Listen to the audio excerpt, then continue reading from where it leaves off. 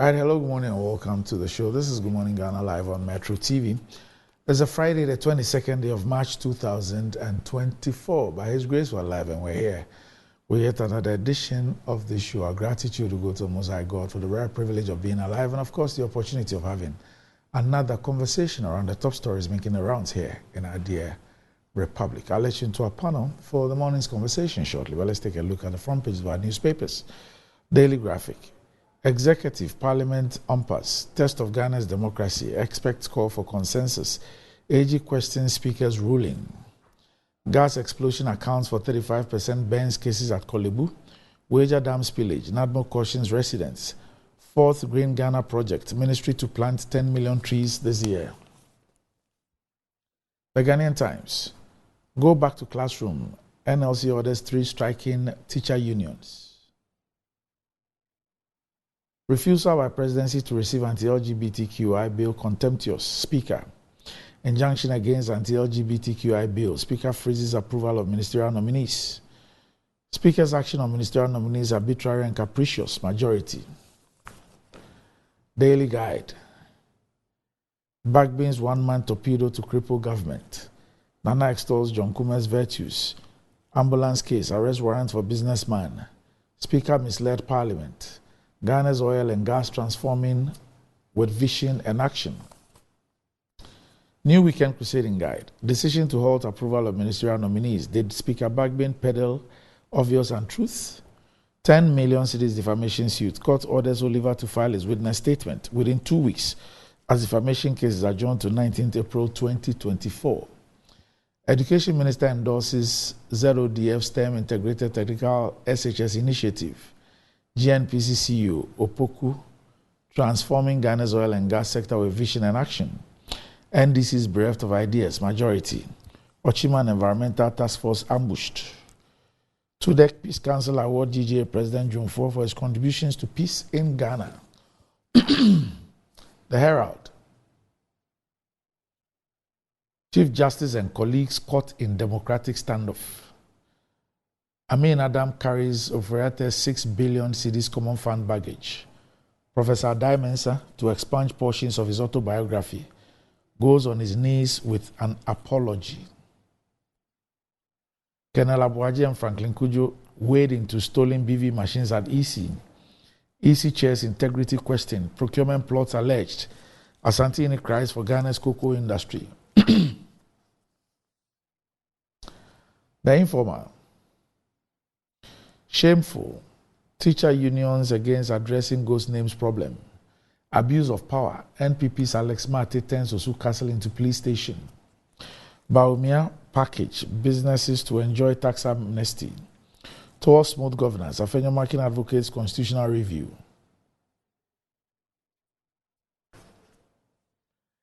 The Daily Statesman. No court injunction against new ministers. AG refutes Speaker's claims. GNPC's transformation and Opoku Arene Dankwa. Ghana International Bank repositions to enhance trade financing. Akufo-Addo, fellow Ghanaians birthed spirit of togetherness. Chiefs, people, endorse Gaiadec and miscellaneous bauxite refinery project. The Ghanaian Publisher. AG clears path for ministers' approval. Majority slams Speaker's arbitrary conduct. GNPC CEO transforming Ghana's oil and gas sector with vision and action. 6 billion Ghana cedis common fund arrears. Minister assures MPs of payment. The New Finder. Data shows broad economic recovery. Chiefs and people of Nyenehin in Pasaso hold Deba to welcome Gaiadec and miscellaneous. Ecobank Ghana hosts forum for clients in export sector. Daily Post. Ramadan. Mahama tolls some Zongos in Accra, donates assorted items to the old and needy to break their fast. I will not allow you undermine the will of the people, Speaker tells Akufo-Addo. You're falling on your own dagger. Stop blaming Speaker Bagbin. And as minority replies majority. Kumasi International Airport is the legacy of NDC and Mahama, not the MPP. Sami Jemfi to Asensu Boachi. Business and Financial Times. GHIB processed $8 billion payments in West Africa last year. Tourism generated $3 billion last year. Government pledges tech-led economic growth. Africa struggle with sovereign debt worrying, expert. IMF MD departs after successful 2-day visit. Praise Bank of Ghana for stabilizing economy. Resilient results with strong growth. At Ghana Entrepreneur and Corporate Executive Awards, that's also on the front page of a Business and Financial Times. And finally, the good old Catholic Standard. Judiciary must expedite action on election petitions. Star Ghana. Monsignor Opoku-Agyeman is new Bishop of Konongo Mampong. Use your God-given rationality to create wealth. Help boost Catholic population in Ghana. Bishop Asiedu to religious. Editorial, Education Minister, explain why 2 of the 7 STEM schools are in your constituency. And that's about it. For the front pages, we'll be back shortly.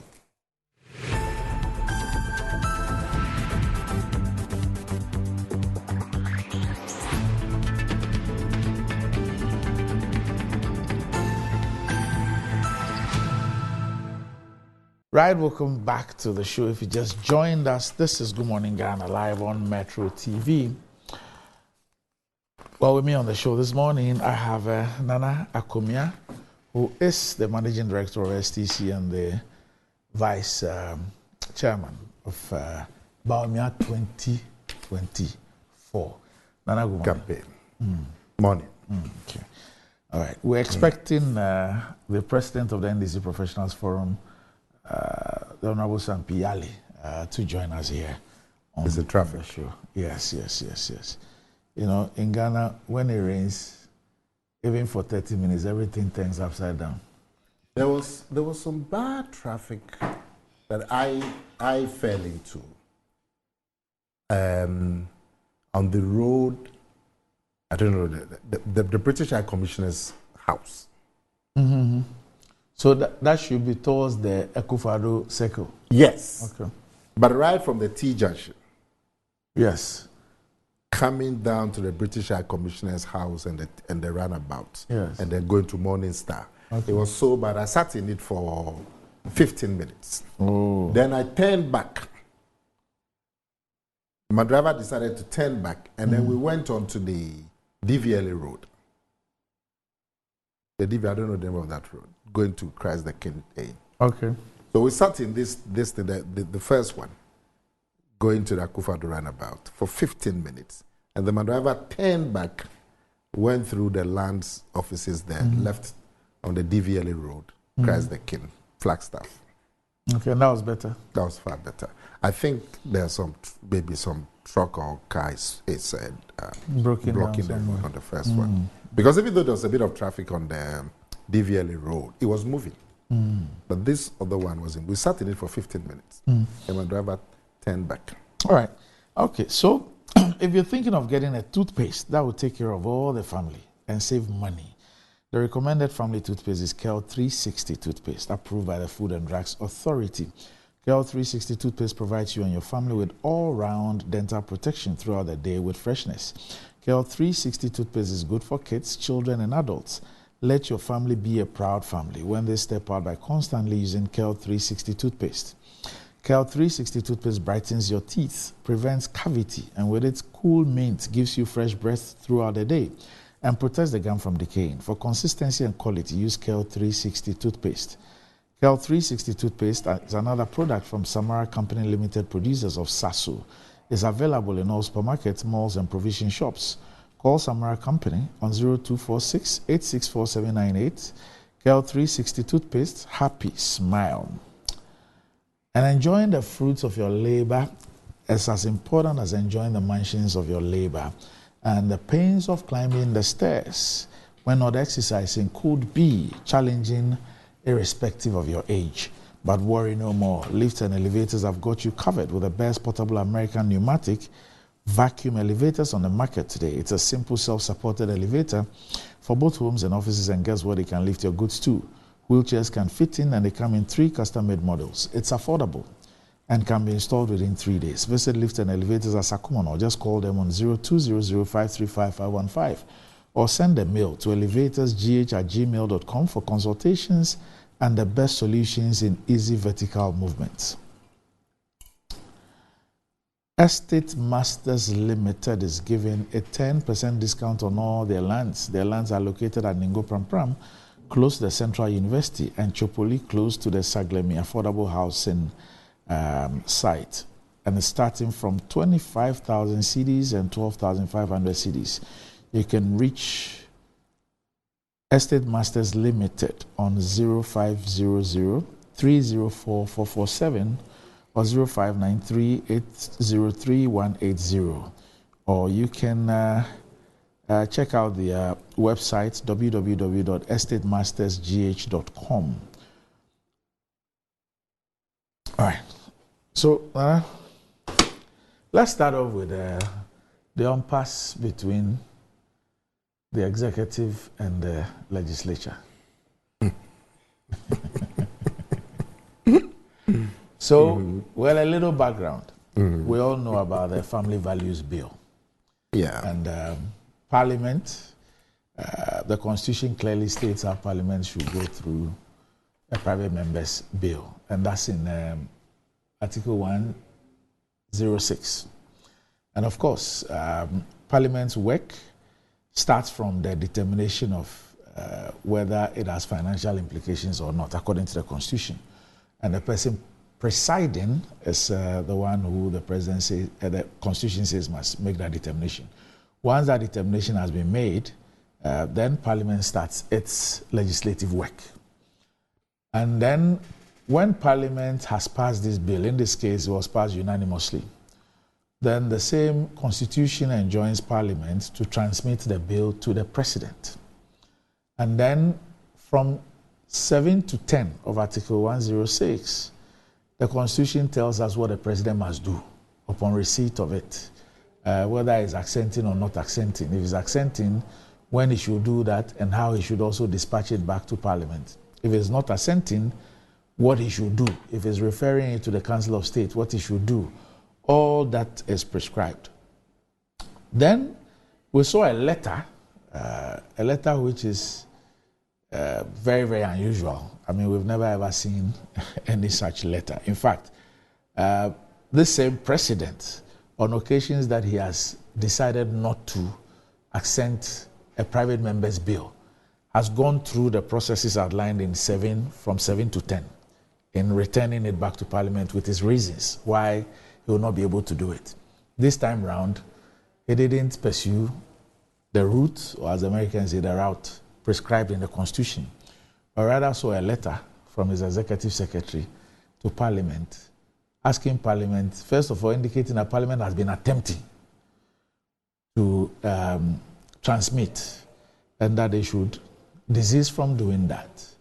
In fact, he says Parliament should cease and desist from attempting to transmit the bill to the President.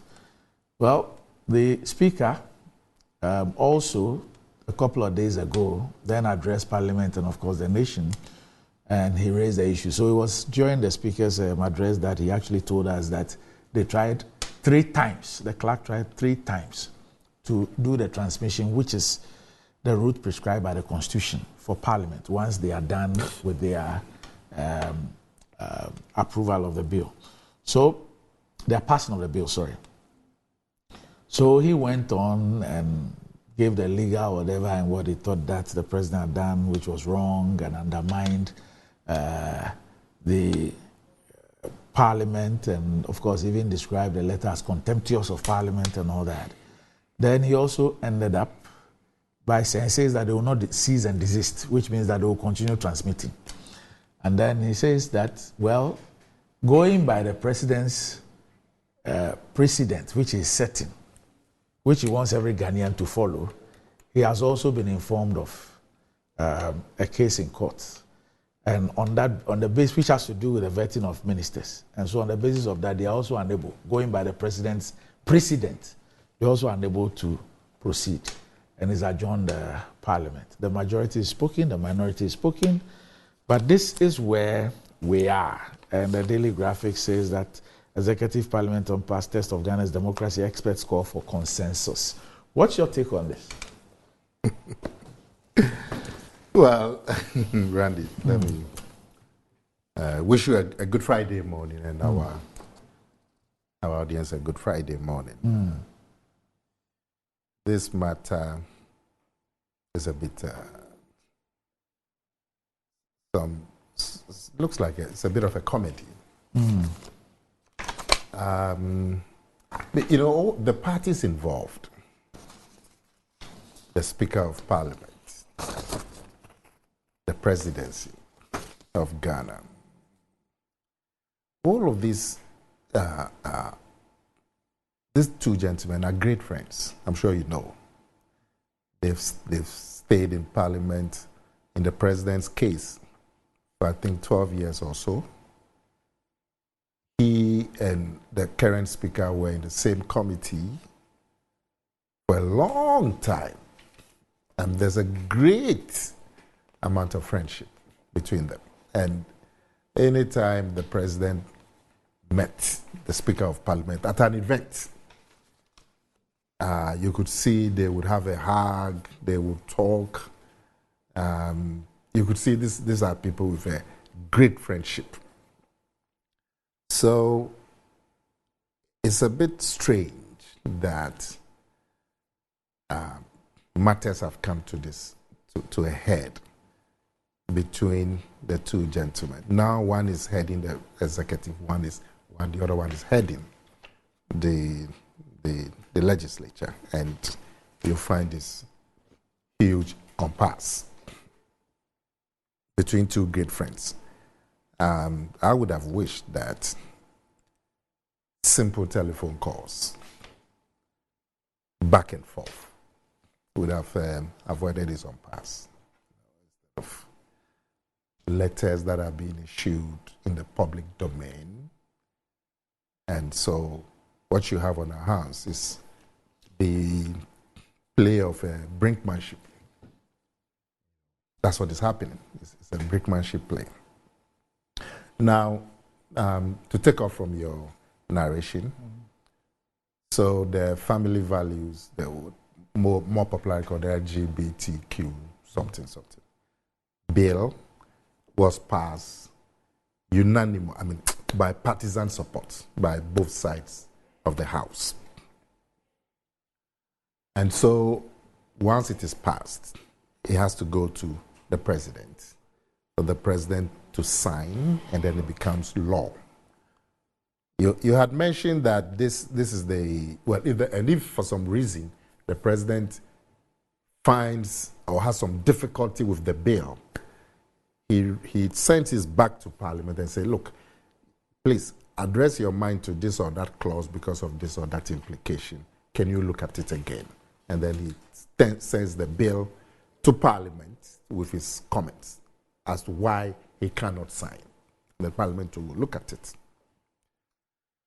If Parliament looks at it and Parliament believes that the bill is in order and the President should sign, then they can do their Parliament can actually have a certain amount of vote that can override the presidential refusal to sign. But this applies not just to private members' bill, because you had limited it to private members' bill. It applies to... I was just focusing on the particular issue. Okay. It applies to any bill, even a bill from the government itself. Because when a bill from the government goes to Parliament, it goes through changes. So the final bill that would get to the president will not be the same that the executive sent. So any bill at all, whether private members' bill or government-sponsored bill, would go through the same procedure. The president would look at it and say, I have a difficulty with this clause or that clause. Can you look at it again? And so on. So after the Parliament has passed the Family Values Bill, it has to go to the president for signature. Then it becomes law. And the process of taking it to the president, we have this technical term called transmitter or something. But really, it's just taking the bill to Jubilee House from Parliament House. Now, before that could happen, the president met the diplomatic corps. And in his remarks, he talked about LGBTQ bill and said that there were some issues about it in court. And so when the bill gets to him, they would have to also consider the issues in court. So he made that statement. Subsequently, I think there was a cabinet retreat. And in that period of the cabinet retreat, the clerk of parliament had tried to send a bill to the office of the president.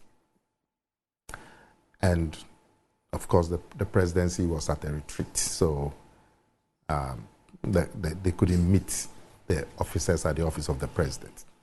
And that is what then brought, when the office of the president was notified that the clerk had attempted to bring the bill, then the secretary to the president issued a statement that in view of the court actions about the bill, about some constitutional, that the bill flouted certain constitutional provisions. And so the clerk... No, it says that somebody has applied for an injunction. Yes. Yes. Well, I'm saying that the reason that the bill had been taken to court was that it flouted some constitutional, so in the meantime, there should be an injunction. And anyway, because of that court process, the secretary to the president wrote to the clerk that there was no need to bring the bill to the presidency. The Speaker of Parliament was quite upset, obviously. Have you read that letter? Yes, I have. You find it proper? No, I'm the not tone, commenting. Language. Okay. I'm not. Right. I'm just bringing it. Yeah, like you did. Right. So, the Speaker of Parliament quite upset about the letter, and then he said that it amounted to the presidency directing Parliament as to what to do. They didn't think it was appropriate. They didn't show respect to Parliament, and that. On an unrelated matter, because Parliament was at that same time seized with the business of approving the president's nominees for ministerial positions. So the Speaker said that he also knows that issue, somebody had also taken an issue to court about parliamentary approval for the president's nominees. So he's taking a cue from the letter from the presidency that because there was some matter in court about a bill, the parliament should not bring the bill to the president. And so if that is the case, he also knows that there's some matter in court about the approval of the president's nomination for ministers. And so he also taking a cue, and he was also going to stay proceedings towards the approval of the ministers. And did he adjourn Parliament? Sini die? Yes. Yes. So that means that Parliament was... Because that was their last session. That was the last session. Okay. So there's an impasse now, between two great friends, heading two great institutions. It's like me and my boss here, and then we allow matters to get to this. I believe that matters should not have been allowed to get to this stage. Some simple phone calls, because of the relationship that we have between ourselves. I believe, for example, if the secretary had alerted the clerk of parliament by phone that, this is the way we are looking at this thing, and they had come to an agreement, there would have been no need for a letter. And then when the speaker too got the letter, if he had also called the presidency and said, but this thing, it's a difficulty, this is the way we believe, they could have resolved it without he also then saying that I'm not going to proceed with the vetting of the ministers. Now, before you proceed, on the basis of what you just landed on, there was some statement the speaker made in the course of his speech that was lost on many people. And when I go through that, you understand why I said on the basis of what you just said. The speaker alluded to the fact that this is not the first time, and that there are actually 4 of such bills which are hanging. Hanging in what way? So you would recall that when they did the witchcraft thing, the witchcraft one, that the president said he wasn't going to assent to, he went through the process of 7 to 10 and wrote back to Parliament and gave the reasons why he was not going to assent to, which the speaker disagreed with. In that letter, which was communicated to Parliament, which is what the Constitution says the president should do, the president indicated that they had had conversations, the 2 of them. And it appeared that in the conversations, both of them were not in agreement. They both held different positions as far as the law was concerned. Now, so it meant that they had a disagreement on that particular issue. And the speaker, upon receipt, also addressed Parliament the same way. And he disagreed with the president's position. And when he was speaking 2 days ago, he indicated that as a result of that stance taken by the president, those 4 bills were still hanging. And they even included one in which the president had actually even assented. And it had been gazetted. Yet the president included that particular one in the 4 that he said he was not going to be able to assent because they were going to be a charge on the consolidated fund. And their disagreement was who was to make the determination. The Constitution, when you read it, says that the person presiding. That was the speaker's position. The president also had a different position on that. And so for that reason, those 4 were hanging. I'm just saying that if you record this, it appears that the last time that they decided to discuss this issue, they could not reach an agreement. And the president had a position that was different from the speaker. The speaker also indicated publicly that I disagree with the president. So he confirms what the president wrote. And as we speak, those 4 bills that Parliament went through everything to do and all that are still hanging. Yeah. I have to look at the Constitution maybe when my senior brother, because how do you resolve this impasse between the presidency and Parliament? I have to refresh my memory about what the Constitution provides. I know that in other jurisdictions,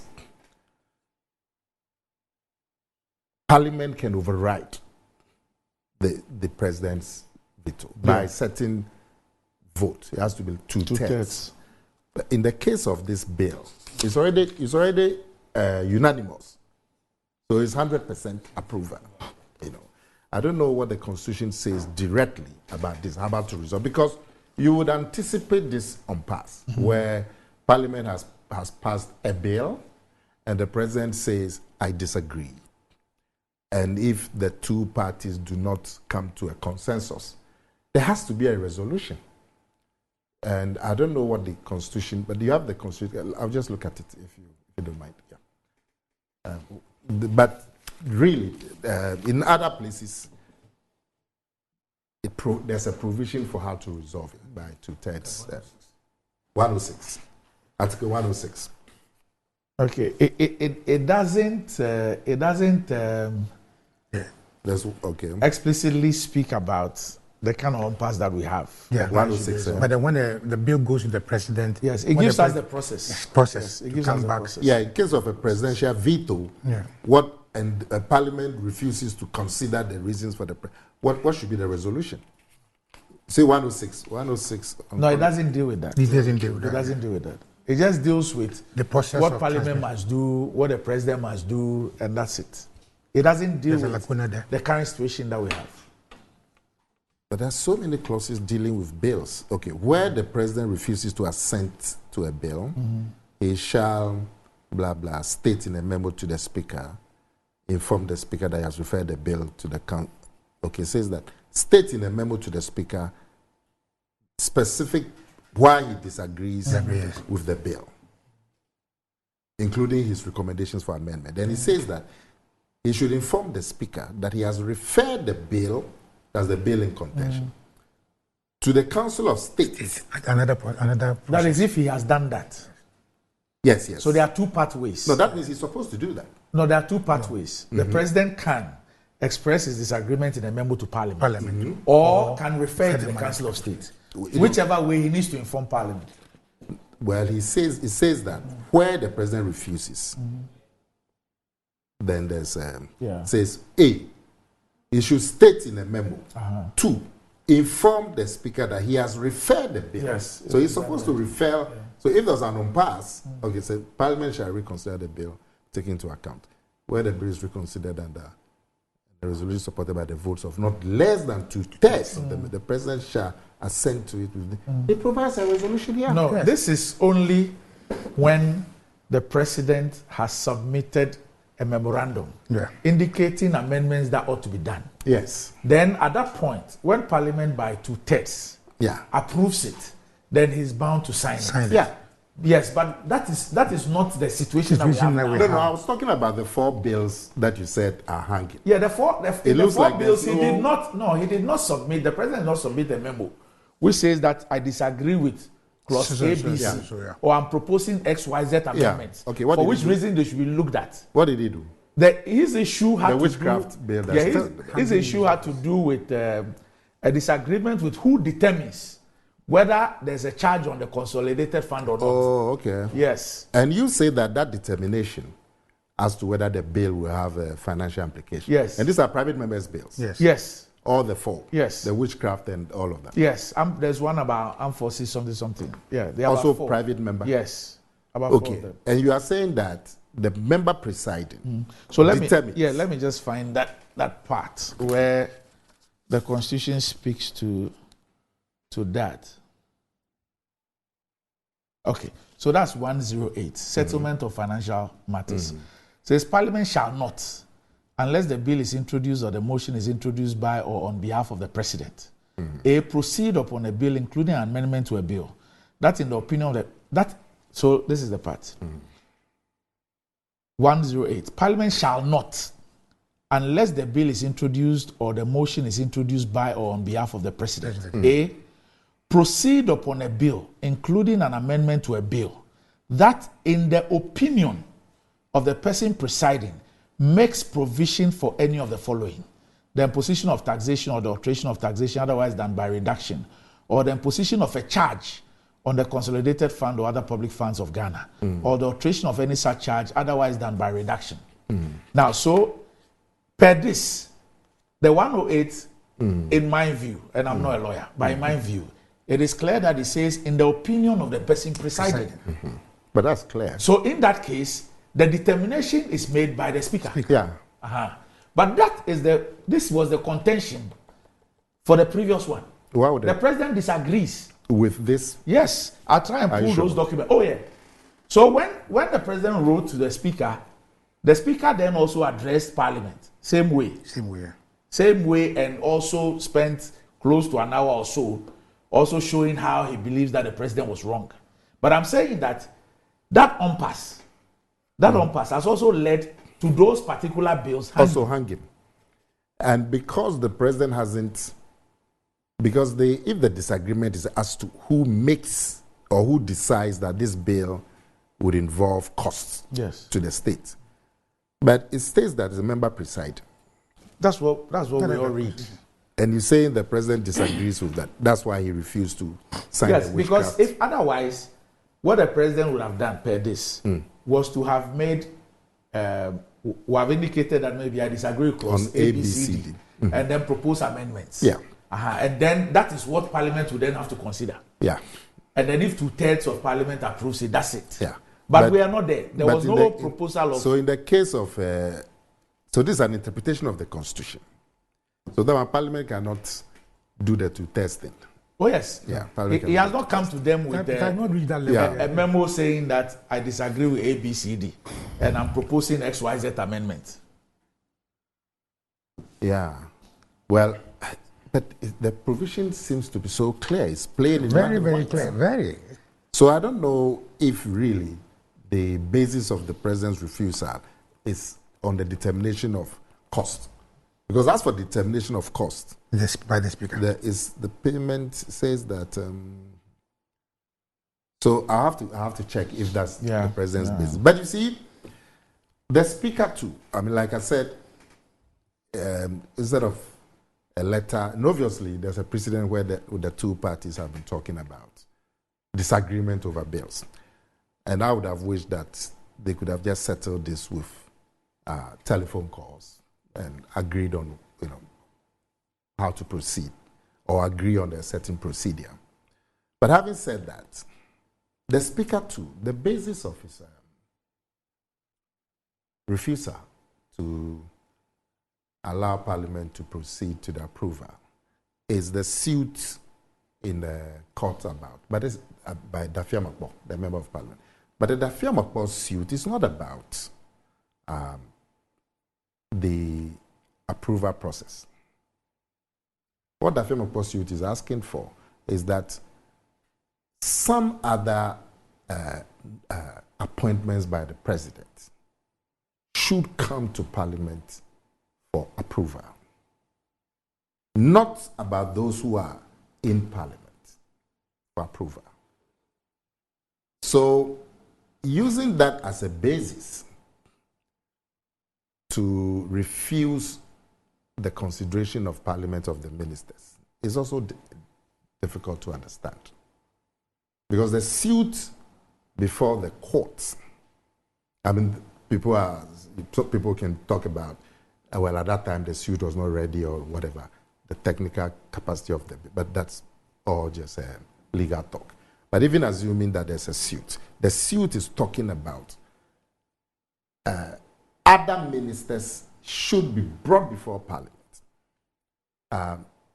because the letter from the presidency making this new appointment or these latest appointments, the ministers of state who have been reshuffled,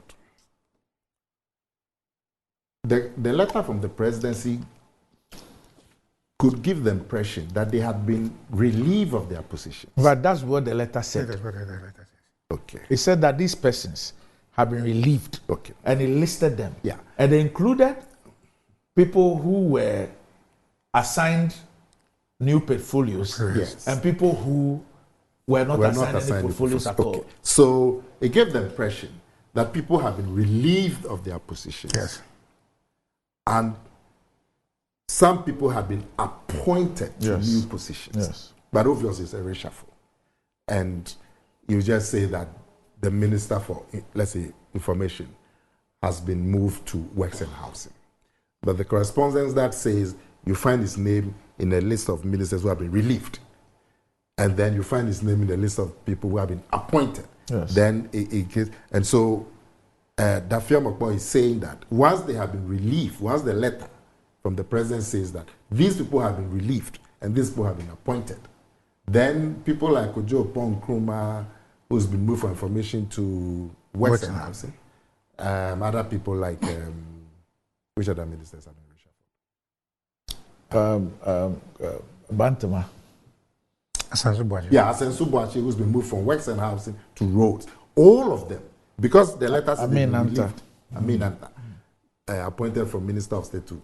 So that because the letter says that they have been relieved, they should, and so these are new appointments. These are not just reshuffle. Yes. Okay, but be that as it may, it's about these people coming to Parliament for approval. It's not about those already in Parliament who have been approved. So there's also a difficulty with the Speaker relying on that suit to stay proceeding. So Nana, what you have just done is to determine the merits of the case by Dafia Makbo. Yeah. Okay. Now, the Speaker, I haven't determined the merits. I have said that it doesn't concern those already in Parliament. No, so all I'm saying is that the person who is going to do the case believes that it concerns them. It concerns which people? those who already what in is before. Parliament. That's what the person believes. It's not in his suit. It's not in his rate. Okay. He's saying that those people who have been reshuffled,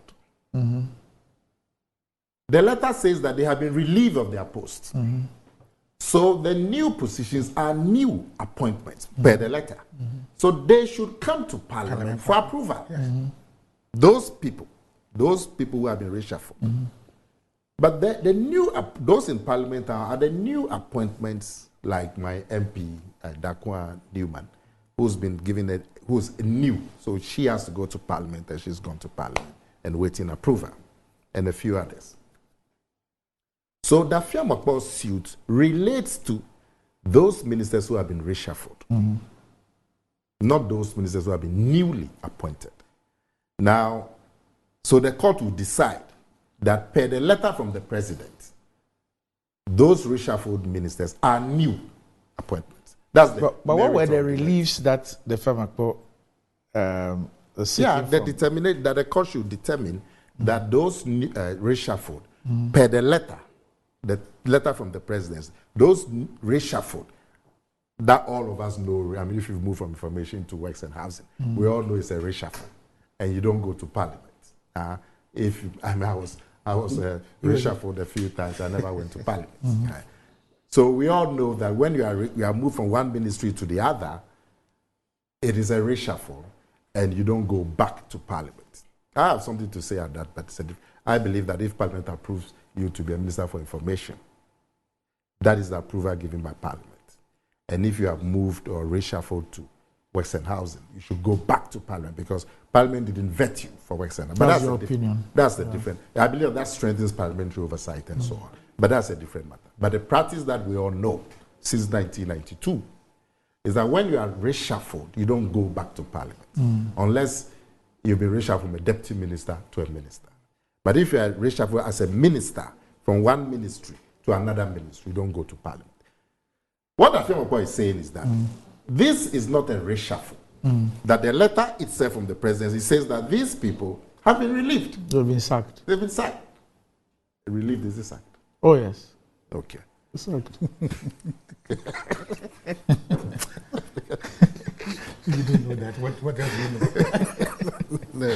But Nana, let me ask you. Let me ask you a question. So let me finish. Okay. So Dafia Makpaw is saying that per the president's own letter, these people have been relieved of their positions. So if they've been another letter list say they've been appointed, then it's new. Yes. And so it should come to Parliament for approval. Yes. And he wants the court to determine, make that determination. That is not a reshuffle, it's a new appointment per the letter.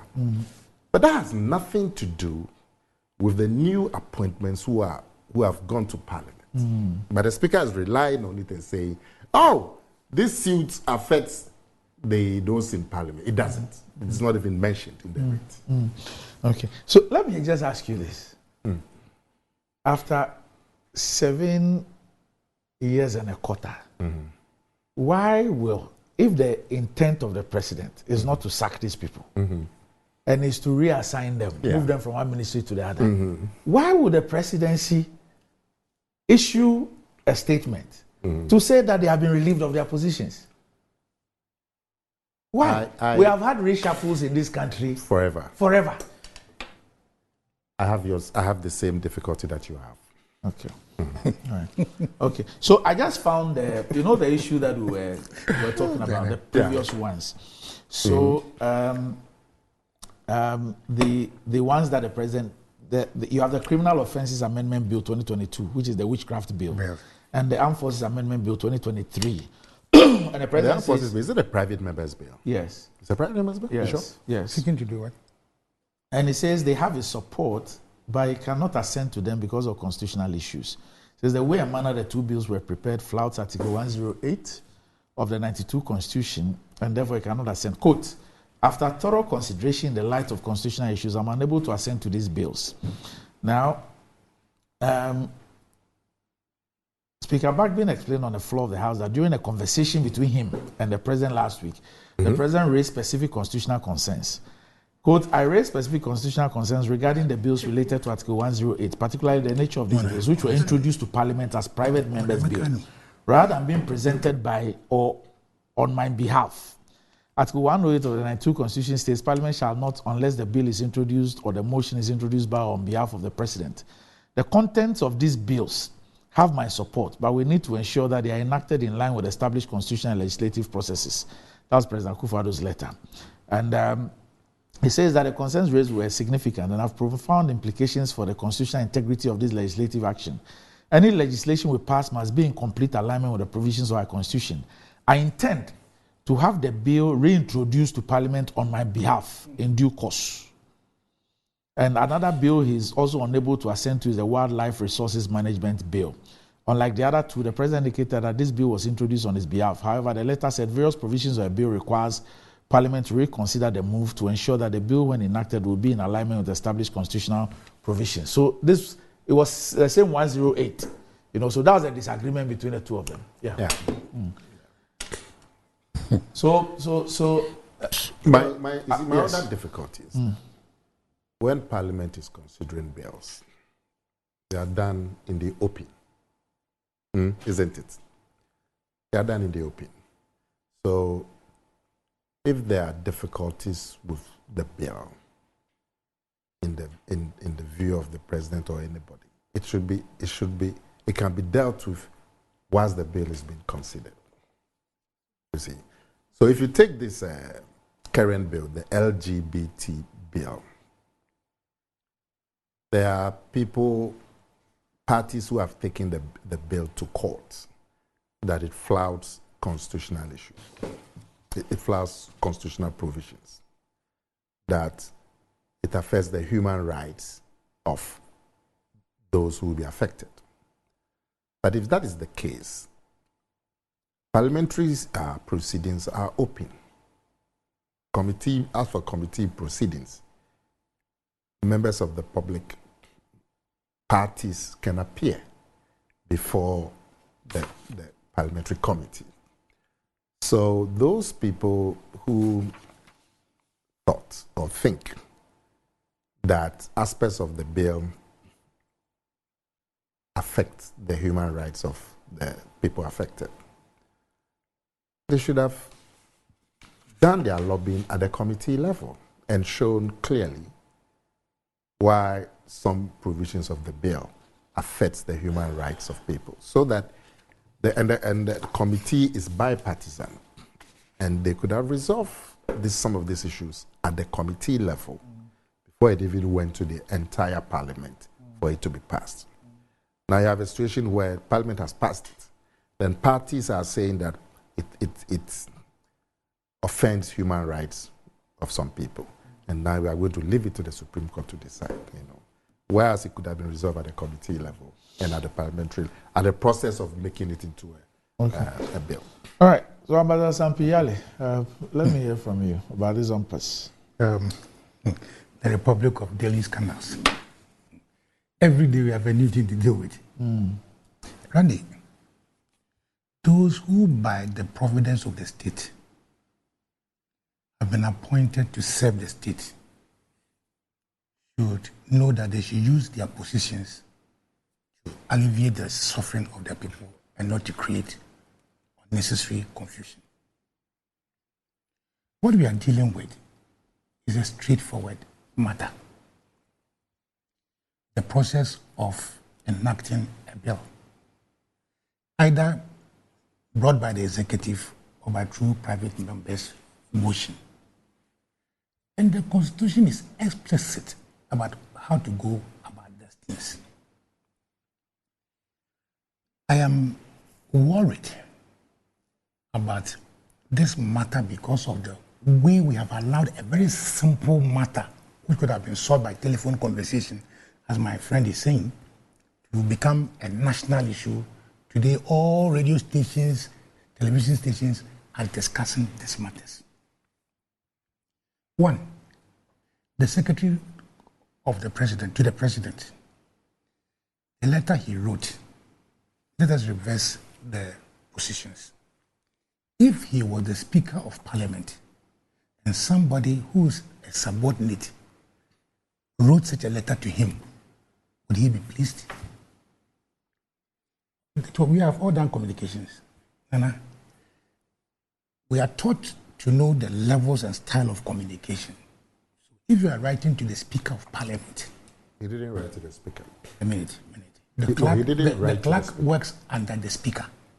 Yes, he didn't write to the Speaker. The clerk was only acting on instructions of the Speaker in the House. Yeah, but not on his own. You said he wrote to the Speaker. Yes, but if you are writing to the office of the Speaker, let me modify. By your same agreement, this is also the office of the President. Yes. And listen. Can I finish? Correspondence from the Secretary to the President to the clerk is normal. Yes. It's been like that. Yes. So that one I understand. That one is not an issue. I'm not talking about the right to correspond, but I'm talking about the tonation, the choice of words. Oh, it's the tone that, yes, not the correspondence itself. No.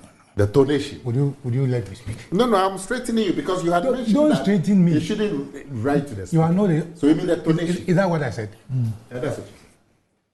So now it's the tonation. It means the tenor of the letter. Okay, so we can proceed on that. All right. It wasn't polite. That's what you're saying. Are you the host? That's where my worry starts. Now you are writing to a body called Parliament, representing the whole of the country. That tells you that even if the President was in the mood when he instructed you to write such a letter, as a pseudo public servant, you pause. Take the notes, all right. Go and draft, first draft. Go to the President again and again until the communication is such a way that those who are receiving it would also understand what you mean. What if the letter that we are talking about is even a heavily watered down version? Then we are in trouble. Because you are assuming that. Then we are in trouble. But before, Senior, you need to let us know which paragraphs of the letter that you thought are distasteful, so we can be on the same page. We finished. Yeah. Can I speak because you've made a point that the tone of the letter. You may not find it offensive, but me, yes. I'm saying that sitting somewhere when I read the letter, I said this is going to start. So that's the letter. Okay. So where did you find offensive? I'm trying to learn. I'm your teacher. You're my senior. You see, I found where did you find the first paragraph? Then you are last paragraph. Yes. And then you are distracting my thoughts. First paragraph, last paragraph. I want to follow you. Don't follow me. Listen to me. I'm listening to you. That's what I'm following. And your style of distracting people is not going to work today. Please listen to me. Legitimate question. Why are you trying to bully me? Okay. Now just take notes. When he finishes, then you ask him. When you were speaking, I kept quiet.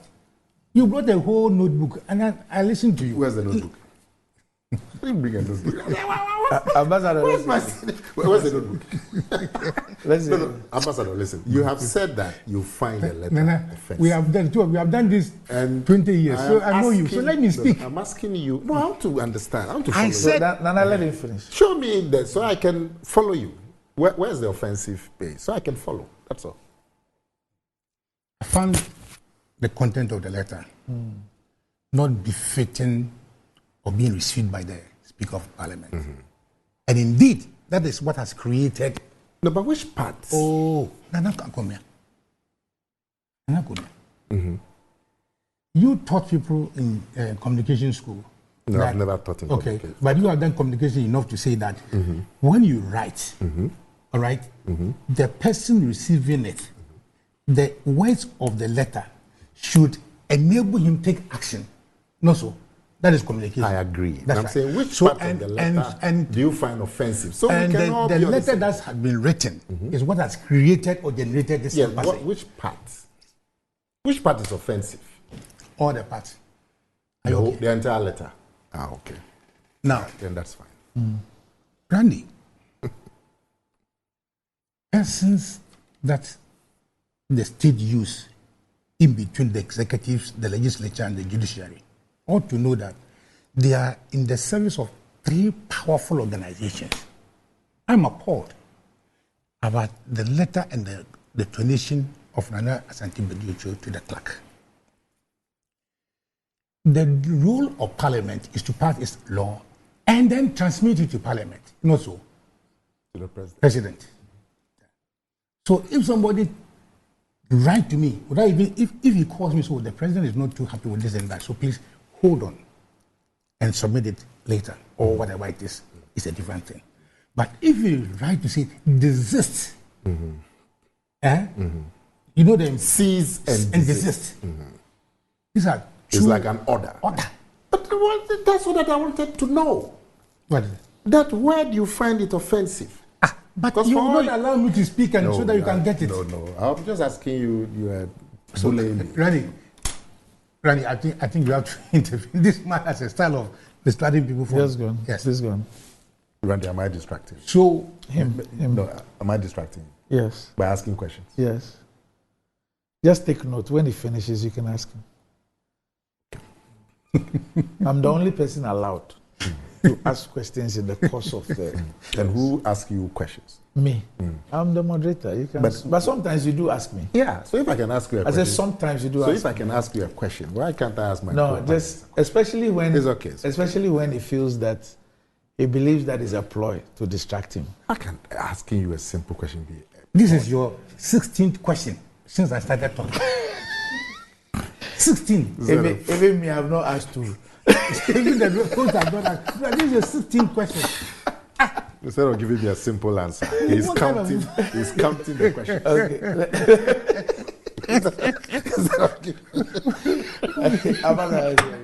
Instead of Ambassador giving me a simple answer, he's counting the questions. Yes. Now, the facts of what has happened has been narrated by Nana Gomez. I need not go back to it. But as a country, this is the time we need leadership. Must the Council of State allow this simple impasse to travel this far? Maybe it just occurred 48 hours ago, and we probably do not know what they are doing behind the scenes. Randy, this probably may be things. Something with the potential to create an impasse between the Parliament and the executive. It's not just 24 hours. Right? What is their intelligence? By now, the Council of State should have said, please hold on. Because it is now polarizing the country the more.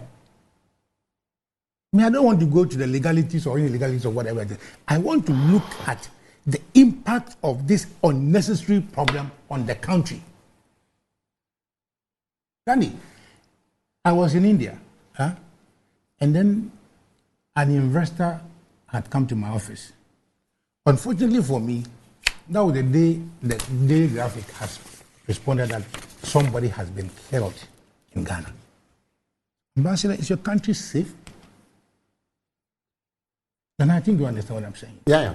You see, every day, a country that is begging for debt reliefs, a country that is seeking for international investors. Which investor will come into a country where every day Parliament and the presidency is in trouble? Why is it that the Attorney General of the country writes with such legal venom to prove that he knows the law or what? You are writing, for God's sake, to the Speaker of Parliament, who himself is also a lawyer and a senior lawyer to you. But going to, Mr. Speaker, I think these are the things that we may have ignored. Here. That's also admissible in administration. So I find the whole thing bizarre, unnecessary, and time wasting. And in the end, the country will suffer. Nana, there are two scenarios here. The president, without even citing the case that, he knows that there's a case in court. He said, I've heard that there's a case in court. And therefore, I'm not going to do 1, 2, 3, 4. He has heard. Speaker then also say that No, the president actually cited the cases. but he has heard that No, is this has come to his at attention. that time has it been filed? No, so He you are mixing cited you are mixing two issues. When he said he heard was when he met the diplomatic people. Yes. At that time, it had not been filed. Filed. That was the 4th of March. Yes. And the case was filed on the 5th. Yeah, But at the time the letter was written, the cases had been filed, and he indicated those cases. good. Randy, when he met the diplomatic corps and Yes. he said he has heard, Yes. what was the effect? Yeah, I get the point you're making. What was the effect? It comes to the same effect. That until the Supreme Court has taken a decision, I will not act. But this is our same president who signed the e-levy bill into an act. When there was a case in before the Supreme Court, Yes. and that case has it been settled? No. Yes. So there's a pending case of the e-levy, but the president has signed the e-levy law a year ago. So this is the same thing. That okay, you have been even served. If the president has even been served, that the film of course, if the president himself has even been served, isn't it? What is the difference between knowing, being served, and acting on the e-levy, and then knowing, acting, and not acting on this bill? The complicity, the intrigues are too many. Too many. But is that what the country needs? Too many. Now the president... You know, there's an interesting thing, yeah? And Nana, I don't know if you've also averted your mind. Very interesting.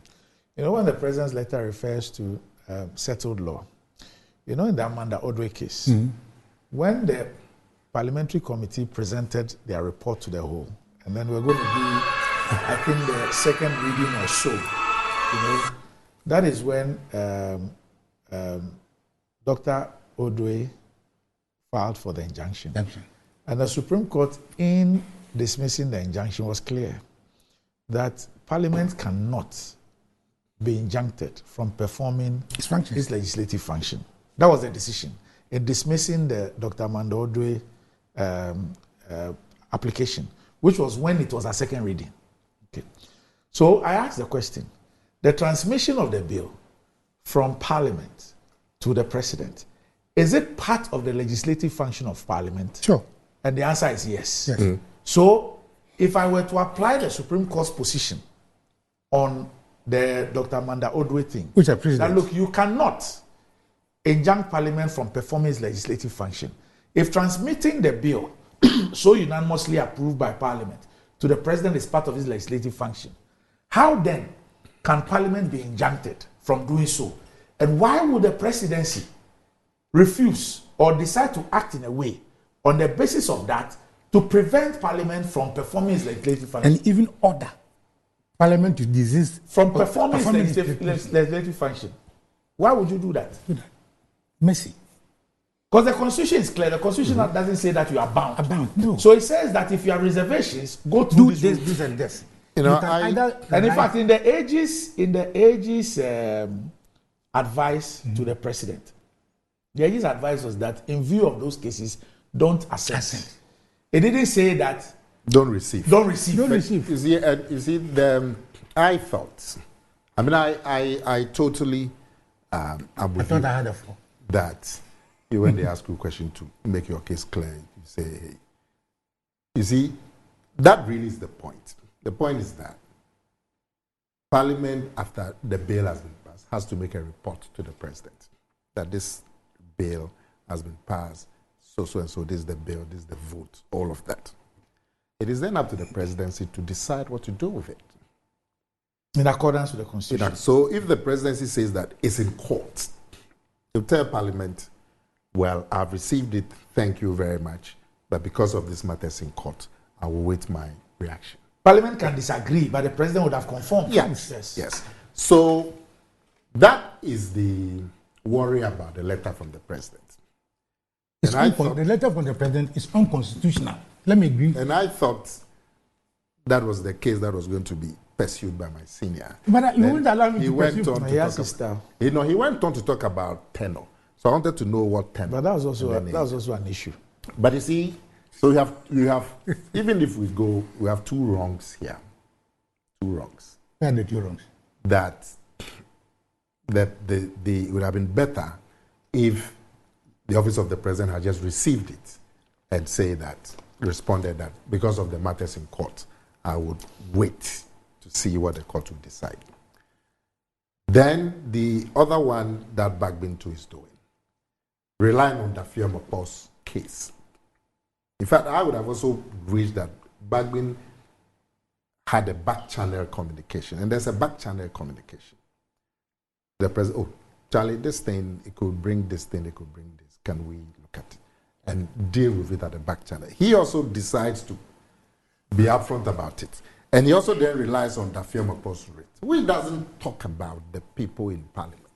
Well, Randy. So you have all of this brinkmanship, and it doesn't benefit anybody. Yeah, so you agree with me that it doesn't benefit anybody. Oh, absolutely. I was landing on the fact that the letter that the president wrote, the president secretary wrote, is unconstitutional. And that's the explanation you give. But the president cannot stop parliament from performing his legislative function. If he has triggered this confusion, why are you blaming Bagbin? The president. You know, that night somebody called me and said, Randy, this is what we call idiocy for idiocy. Idiocy. Listen, senior. You raise an issue. So Bagbin, because we are all trying to find a way out, isn't it? So Bagbin, you said somebody has created confusion. The presidency. Okay, fine. Now, if you say one party has created confusion, the other party then will say, oh, this letter that you've written amounts to injuncting Parliament from doing its work. Mm-hmm. So we believe that you should withdraw the letter. But did you listen to Randy say that the way the president spoke meant that they had met before to discuss it? No, that was the previous issue, not this one. Yes, please listen to me. Not this one. I'm making my point. Listen to me. Mm-hmm. So a certain bad blood has generated in the first 4 bills that were put before the president. Okay. So now you have a clerk, executive secretary writing to the speaker, instructing him through the clerk not to do this, and that. So the speaker also says, fine. If that is your instruction, I'm also telling you that your appointment before me, all right, I'm also waiting for a certain rate before the Supreme Court. All right. Now, the confusion is deep. Yes. By both parties. I started my submission by saying that this was very, very avoidable. I told you that, isn't it? It's a needless confusion. Yes. Pushed on both parties. On the people by the president of the country. No, by both parties. No. By the president. Look. Why would you? You see, Randy, you have done HR, isn't it? Yes. Randy has done many things. Yes, and including you. Oh. When they say that all of you, your appointment have been terminated, right? Sometimes by they even say reapply. No, so, but it means that you have been sacked. Terminated, yeah. It means that you have been sacked. So if the president intended that he was going to keep certain people, he should have done the reshuffle. Yeah. No, so we've talked about that. But once you have dismissed them, then it means that they are new. So that has to be interpreted by the courts. My question is, why are there so many mistakes, 7 years or so in the office of the president? This mediocre approach to issues are still appearing. But you would also agree, I don't agree with all of this, your mediocre description and so on, but you would also agree that when the Secretary to the President wrote to Parliament that cease and desist, and Parliament thought that affronted the independence of Parliament, what stops the Speaker instructing the clerk that respond to the President, drawing their attention? You cannot determine what the Speaker I'm saying, because we are talking about... You cannot tell the Speaker what... You are sitting here determining what the President should do. We're having a discussion. That's what we are doing. You are sitting, if you speak, I'll tell you that you're also determining what the president should do. So I'm saying that we're all trying to find a middle way. Two wrongs don't make a right. You agree? And in tree, they say, Utu wine for. Utu more money for. Now, Utu wine so for. Okra. So I'm saying, and you are talking about confusion. And we all know there's confusion and an unpass. I'm saying, so when the secretary wrote to the clerk, and the speaker saw it, and the speaker thought that it affronted the independence of PANGO, so just instructed the clerk to write that, look, by you, our job is to do this and bring it to you. So by saying we shouldn't bring it to you, it's wrong. It's wrong. So that's all. So now you agree. So you agree. Now you agree then, with that. So now you see the speaker now tumbling over himself to also find a reason to also poke the president in there. And he goes behind Dafia Mako's rate. And Dafia Mako's rate doesn't even talk about the people in parliament. I've been given the speakers. Yes. So this is actually what the speaker said. It says that, so from point 61, his statement is available. Hey, how many points? Oh, a lot. A lot. It says that, I mean, you should read the whole thing. I mean, for even me, a non-lawyer, I find it quite... okay, so what does the point 61 say? Be that as it may, honorable members, I also bring to your attention the receipt of a process from the courts titled Roxy Nelson, HK, Dafia Makpo, versus the Speaker of Parliament and the Attorney General, versus the Speaker of Parliament and the Attorney General, suit number J1/12/2024, which process was served on the 19th of March 2024, and an injunction motion on notice seeking to restrain the Speaker from proceeding with the vetting and approval of the names of the persons submitted by His Excellency the President until the provisions of the Constitution are satisfied. Honorable members, in the light of this process, the House is unable to continue to consider the nominations of His Excellency the President in the spirit of upholding the rule of law in court until after a determination of the application for interlocutory injunction by the Supreme Court. So that's why I asked what the relief was. Because when you read this, first of all, the suit is Dafia Makpo versus the Speaker of Parliament and the Attorney General. And it says that there's an injunction motion on notice seeking to restrain the Speaker from proceeding with the vetting and approval of the names of the persons submitted by His Excellency the President until the provisions of the Constitution are satisfied. So this is the relief that he's seeking. That is why I said that maybe you're speaking to the merits. But at this stage, this is what the person wants. Whether it is founded on... what did he say is wrong with the people in Parliament now? What is the wrong procedure that he's trying to injunct? No, that one will be determined by the court. Yes. Well, okay. So now you have the two parties poking each other in the face. And they say when two elephants fight, the grass suffers. So I agree with your plea that the Council of State should jump in quickly. If you're going to leave these matters to brinkmanship, courts, and if the courts take 6 months to decide on these matters, what happens? Not only that, Anna. Not only that. Very soon, it's going to be turned political. You've seen that you've interfered with my... Very soon, it's going to be turn into political. Do you agree that you have heckled me? Rascal, you. He's calling me names too. Okay, go ahead. After heckling me and stopping me in my tracks, he proceeds now to call me names. What name is that? I'm a rascal. But this name we have used a long time between us. And Randy is watching you do this ill treatment of me. Talking, go on. Because I'm a senior home now.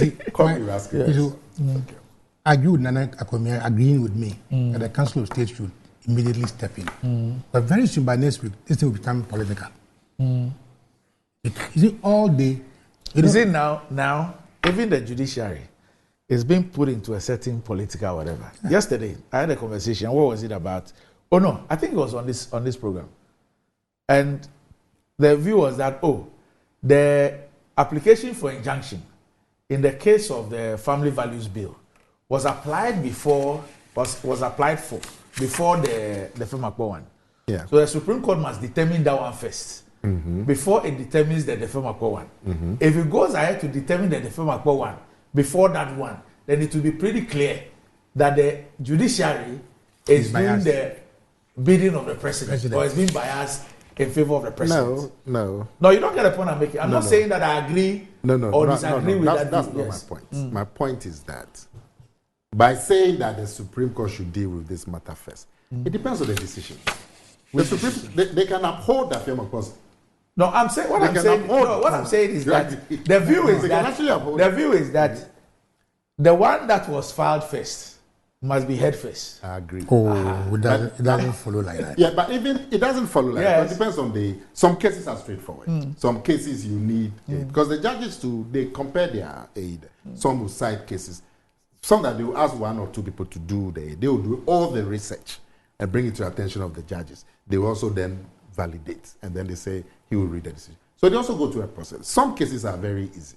But I'm saying that merely by the fear that if they decide the film of case first, it means they haven't done. Because it depends on what they did. They can actually uphold the film of case.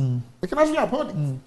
You see, all these things feed into a certain narrative. For example, this the last time we were here, this issue of the e-levy, how the Supreme Court heard one case expeditiously, the other one is still hanging, it's not being called. Is an issue. Yeah. I mean, we have sat here and even when COVID came, even the Domelevo case. I mean, when the Supreme Court decided to speak to it or decided to give a ruling on the matter, it was moot. Yes, the presidential powers when COVID came, and somebody went to court challenging it. Yes. I mean, people were jailed and fined. Have they even ruled on the matter? They have. They ruled that it's unconstitutional. It came around the Domelevo ruling, around the same time. That what? That the president, it was unconstitutional. The powers that were given to the president, that was unconstitutional. To do the renewal of... Yes, all those things. So that every time he wanted, he had to go back to parliament. Yes, they said it was unconstitutional. Okay. Meanwhile, people that had gone to jail, people have been fined, people have gone through different things with the exercise of that particular decision.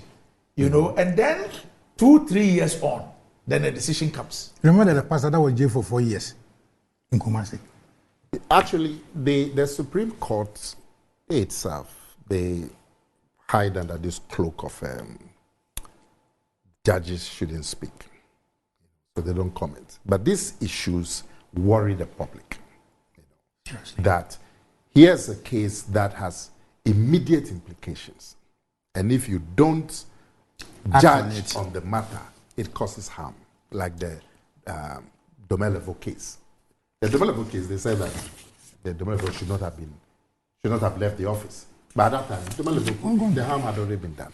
The more classic case, the reason why I'm saying that over the period, they've been hiding under this cloak of judges shouldn't speak. The more classic case is the George Amu case. For the 4 years.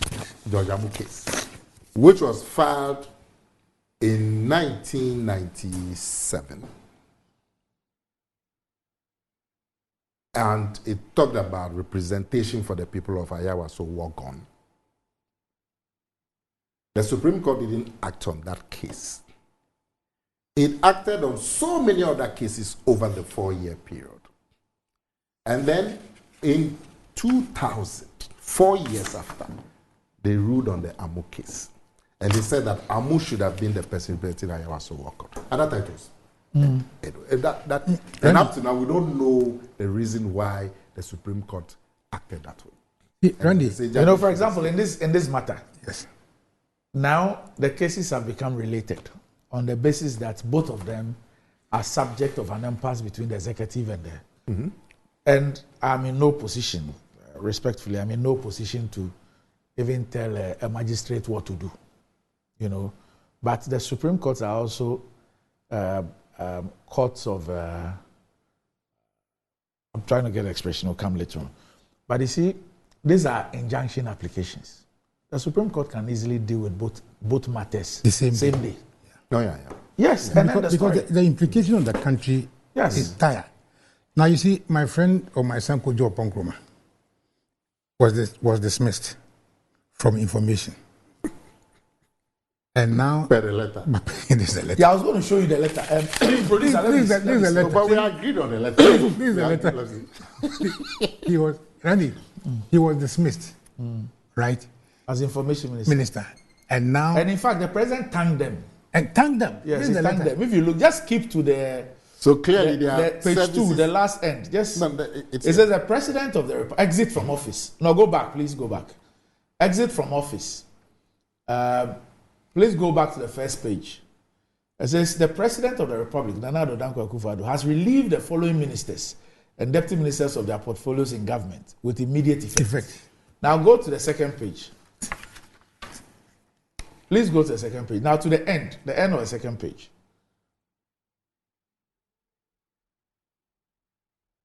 So you have a list of all of the ministers and deputies who have been relieved. who have been relieved. Who have been sacked.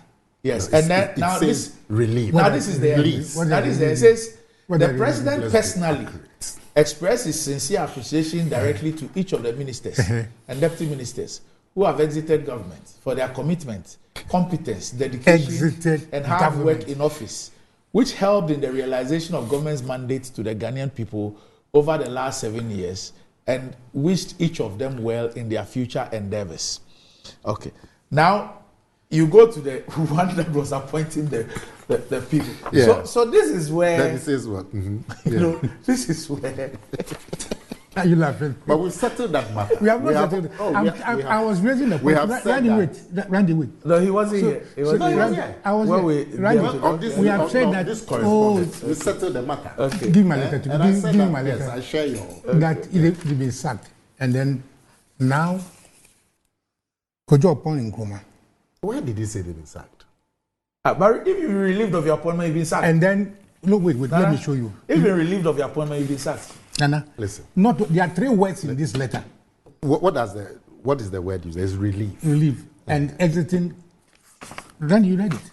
You read it. There are 3 So it's words in the, that point to the fact that, So it's sack. that they were Why tagged. would you choose sack when the word there is Well, relief? Why? Me, a fisherman. That's how I understand. Now you're a When- fisherman. Yes, when you are relieved of your post, what does it mean?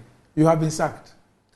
Nana, when you have been relieved of your post and you have been thanked, Now I'm saying that the word said relief. Why don't you These are prefer- the- Okay, so the Collins Dictionary yes, says that if someone is relieved of their duties or is relieved of their posts, they are told that they are no longer required to continue in their job. Yeah.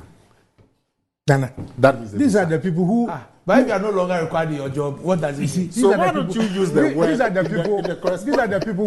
When they say we review free SHS, they will cancel it. That's the mentality of your. the man the man is choosing and picking. Okay, no, let me. He's choosing and picking. Picking what? When it comes to relief, he decides not to use sack. Yes. But other words there, he uses them. Okay, If you are going to okay, use they have the been relieved. document. They have been relieved. As Randy, they have been relieved of their position. Let me make my argument. Why couldn't you do that? No. Okay, that so they are- Ambrose Derry was relieved of his position. Where is he? And it was dancing reggae. Where is he? Where was it? The correspondence that you have brought, it says relieved. Randy, Why don't you stick to okay, it? he has been relieved of the That's position. all. Let me Stick let me to make it. my point. Oh. The technical You're issue is that, getting me tired this morning. you see, the point Nana that, relieves people of their positions at STC. all the time. point that Nana doesn't want me to make is this: having been relieved of your position and reappointed Yes. or renominated, must you go to Parliament? That is the matter before. If you are relieved, yes, that's what the appointed. person said. Yeah. Okay. Now the persons that have been nominated are now in the offices physically. Which people? What is their locus? Oh, okay. So Which people? I can understand the legal point that you're raising. Yes. But the truth is that, Ambassador, you've been in government. The truth is that even when, so I'll start from when new governments come. When new governments come, between when the nominees are vetted and approved and when they take office, you would see that they normally go to the ministries. In fact, in 2017, they had letters which described them as representatives of the president at those particular But do they have ministries. same letters? Did you have this the year? same letters? I don't know. You don't know. No, but Randy, which people have not been approved by their posts? Which people? Oh, there is familiarization. Some of them are familiarizing. No, tell me which people. Because it's a serious issue. Some of them are familiarizing. If they haven't been approved by Parliament, but you are in the office as a minister. If you sign letters. Maybe they are they are not signing letters. They are not approving anything. They are familiarizing. Yeah, but who? Tell me. Who is at post? Okay. We need to take a break. Issues with the former finance minister Sektekwe. Posting letter.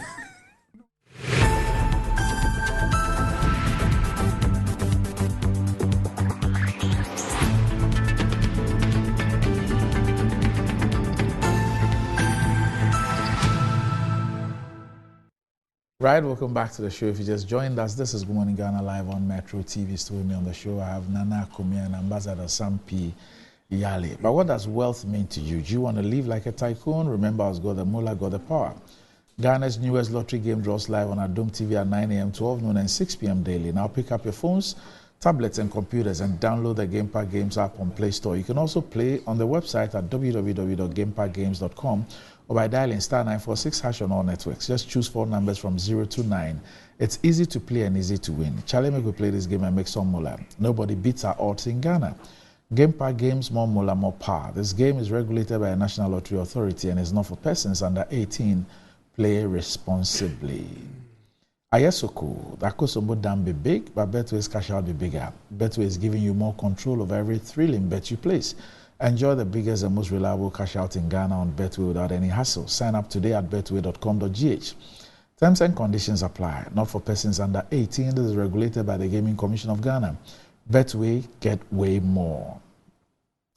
And Blue Jeans Energy Drink has been on the Ghanaian market for over 20 years. We already know what it does for the body. It contains vitamins and nutrients like vitamin B2, B3, B6, B12, as well as taurine and guarana, which are known to boost your strength and energy, as well as promote high performance and endurance. Blue Jeans Energy Drink has been tested and tried. It's indeed the best. Blue Jeans Energy Drink is for bold and active men and women. So go on, grab a cold can and power your day. It's in shops nationwide. For bulk purchases, contact Budget Cash and Carry Limited on 0208128190 or 0550010000. All right, so the Vice President, who's also the flag bearer of the NPP, as far as the 2024 elections is concerned, met the Ghana. Yes. Business about Parliament's work not being injuncted. You remember in the J.H. Mensah same case, vetting of ministers and so on. The Parliament actually stopped this work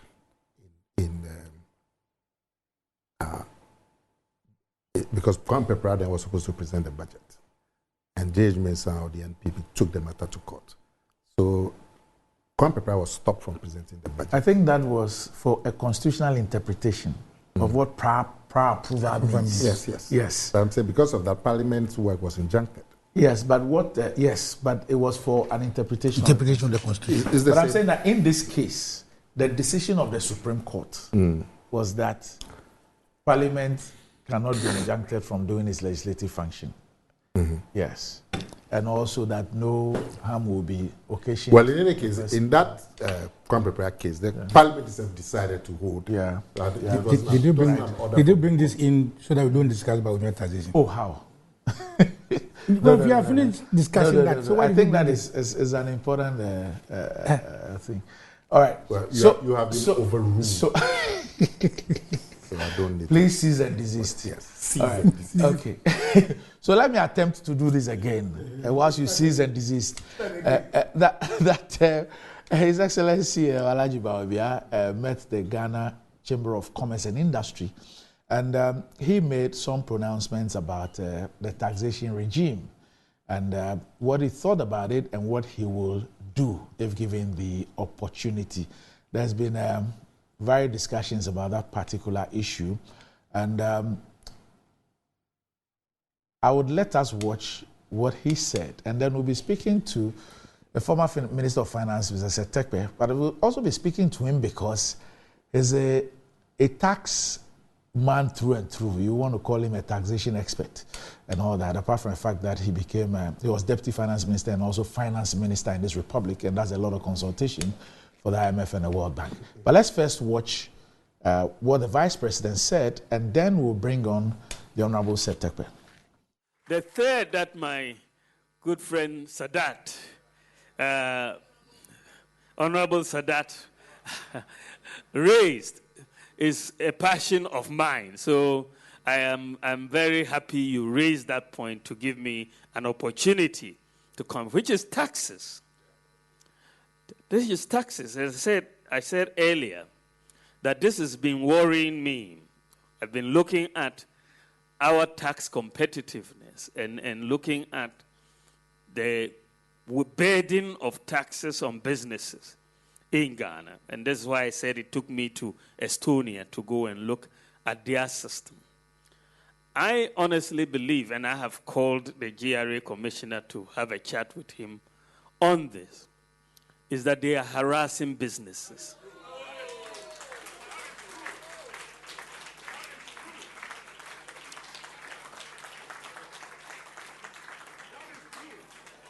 And that harassment is coming from the sort of targets they are setting their offices. They are setting them unrealistic targets. So you say, and this is because the tax base is so narrow. So you say to them, this is your target for this month. They are trying to figure out, where do I go? Then, for them, it's very easy. You go back to where you got it the last time. Isn't it? You go to the taxpayers, the people who are already paying taxes.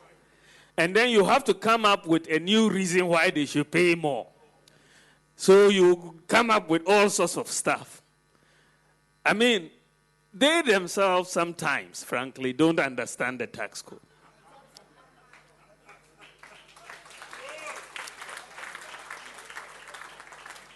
There are a lot of good, hard-working people there. They are my friends. But I'm saying that the targets that they are set, these hard-working officers, sometimes are very unrealistic. And that leads to harassment of business, because you have to get something out of them. And this is why you say prepay when you haven't earned 1 cent, 1 cedi, and you have to prepay. And so I've been looking at this very, very seriously. And we are going to change the system. We are going to change the system. So, as I have said, we are going to introduce a very simple and business-friendly tax system as we have in Estonia. Simple, flat tax. Anybody can calculate their tax liability just on the back of an envelope. You don't need any tax accountant, really, to tell you. We need a simple flat tax system for individuals and for businesses with the appropriate exemptions threshold. And we are going to review the whole VAT structure to make it simple. Very, very simple. A very simple structure. This is too cumbersome. And that is it. So we have had a situation where there's so much dispute between GRA and businesses over what is owed. I am aware of a company that is being charged, something like 50 million Ghana cedis, and they say they are not even worth up to 5 million. Right? There's so much going because of the harassment and the need to make money. So we are going to start with a clean slate in 2025. So we are going to start a new system. It's a flat tax system. So we are going to wipe the slate clean for every individual and every business. And Ghana is going to start a new tax system, a flat tax system, as we have in Estonia. And in addition, We are going to do faceless audits. Officials should not come to businesses to do audits. The digital framework, you should have the information and audit facelessly and send whatever your audit findings are. But to prevent harassment, audits of any company cannot be more than once in 5 years unless there's a reason. Unless there's a reason. And this is what we see in other countries. You cannot go to the same place more than once in 5 years. The focus I want GRA to place is on the people who are not paying taxes, not to keep going back to the same pace. We need to broaden the tax base. We need to broaden the tax base. So I'm very, very happy. As I said, we are bringing in a new system. We will abolish certain taxes like the e-levy, as I have said, and because we want to encourage more cashless transactions, and that is why we will abolish it. The issue of import duties, we have said we are going to. All right, so that was the Vice President addressing the Ghana Chamber of Commerce and Industry, and speaks about taxes and Estonia example. So we're now going to go Estonia as far as the tax regime is concerned. As I told you earlier, we'll be speaking with a tax expert who's also a former Minister of Finance, the Honorable Seth Terkper. I understand that he's on the line with us. Good morning, Honorable Terkper. Good morning, Randy. Good morning to your hostel, your viewers, and to those who are with you in the studio. Okay, right. So let's zoom straight into action. You heard the Vice President. He speaks about unrealistic targets that the GRA sets for its officers, which leads them to harass businesses and individuals. He speaks about having a simple flat tax for individuals and companies. He speaks about reviewing the VAT structure. And he also speaks about what I believe is a tax amnesty. He says a clean slate in 2025 for individuals and businesses. And he also speaks about a digital audit of businesses. And most importantly, he says that it will be done every 5 years. It should be done every 5 years. And he's also repeated the issue of scrapping of e-levy. We also know that we are on an IMF program, and there is also a tax revenue component in terms of the deliverables. What do you make of these proposals by the Vice President? Thank you very much. It's loaded, and I don't know how much time we have, but let me take the issues one after the other. Maybe you may interject after. So amnesty first. First of all, the government introduced an amnesty in 2017 under Act 955. There has been no accountability from GRA or the government about its assets to Parliament. Of course, amnesties lapse, so it lapsed. We are going to do another amnesty.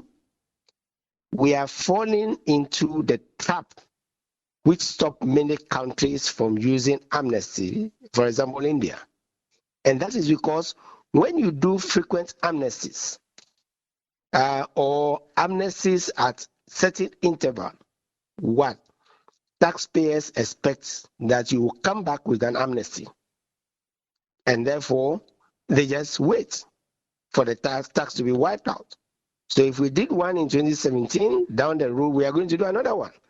Those who have been non-compliant, will just wait, for next year.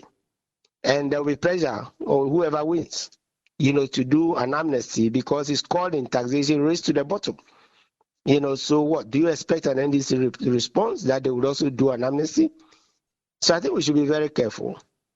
And there are other reasons apart from this slippery road.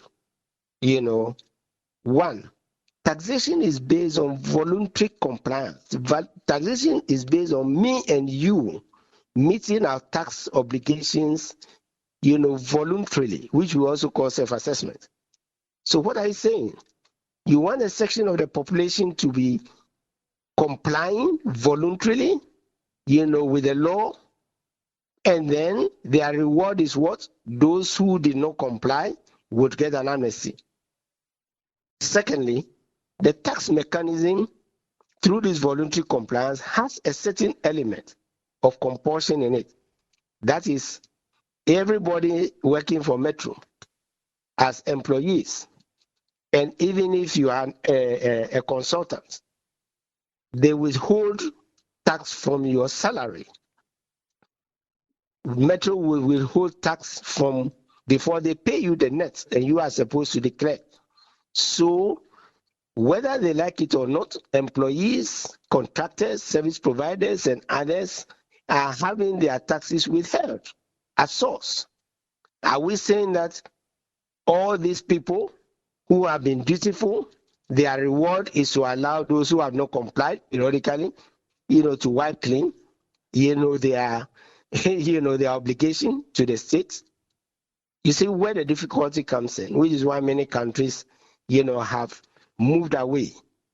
The alternative which we have in our law is to allow those who have not been compliant to come to an agreement with the Commissioner General, be given a period of time, maybe 3 to 6 months, to settle their tax obligations.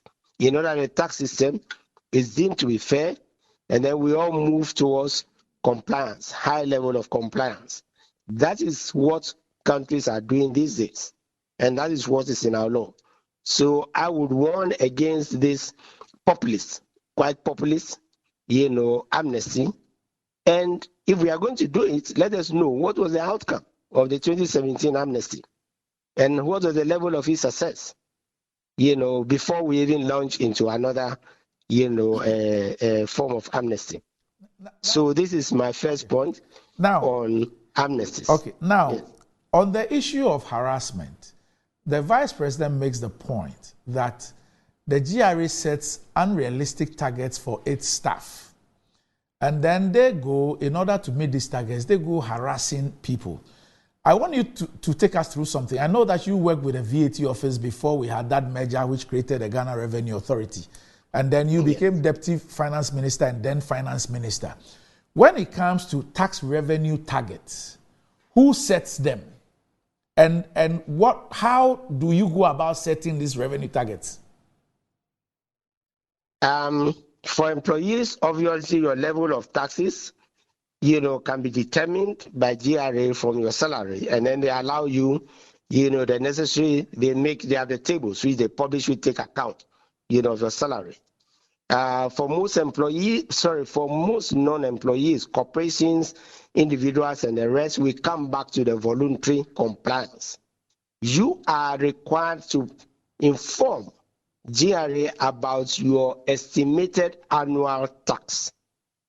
It is only when you do not do that the Commissioner General will use information at their disposal in the system regarding your history, or they would look at third-party information like supplies, from which withholding have been made to gauge your level, and various other factors, including even net worth. How did you build your house and things like that, to estimate your potential tax liability. And this is important for corporations and self-employed persons. Now, another misrepresentation, if I may use that word, is that, the taxes, these people who do not have withholding of their tax, are harassed and arbitrary high and the rest. One, you can appeal against the commissioner's, estimation. But the more important point is that as far back and you mentioned the tax reform. As far back as Professor Mills' time as commissioner, what is done is that, let me explain quickly. What is done is that your tax is taken annually, and then you have to, for corporations and self-employed persons, you have to estimate, once the amount is estimated, it's divided into 4. And then you have to make quarterly payments. It used to be in arrears, but now, it used to be in advance, but it's now in arrears. I'll explain the difference. And the rationale is that rather than you waiting to the end of the year before you pay a heavy amount of money, especially for those who don't have good liquidity practices and they don't put money aside, it makes it easy for you to pay the quarterly so that you can then ease your payments. When you pay in advance, it means that the estimate is calculated at the beginning of the quarter. This has been changed for the payment to be made at the end of the quarter, so that you are deemed to have earned the income for the quarter. And therefore you are supposed to make the payment on the quarter. So when you estimate your annual, you divide it by 4.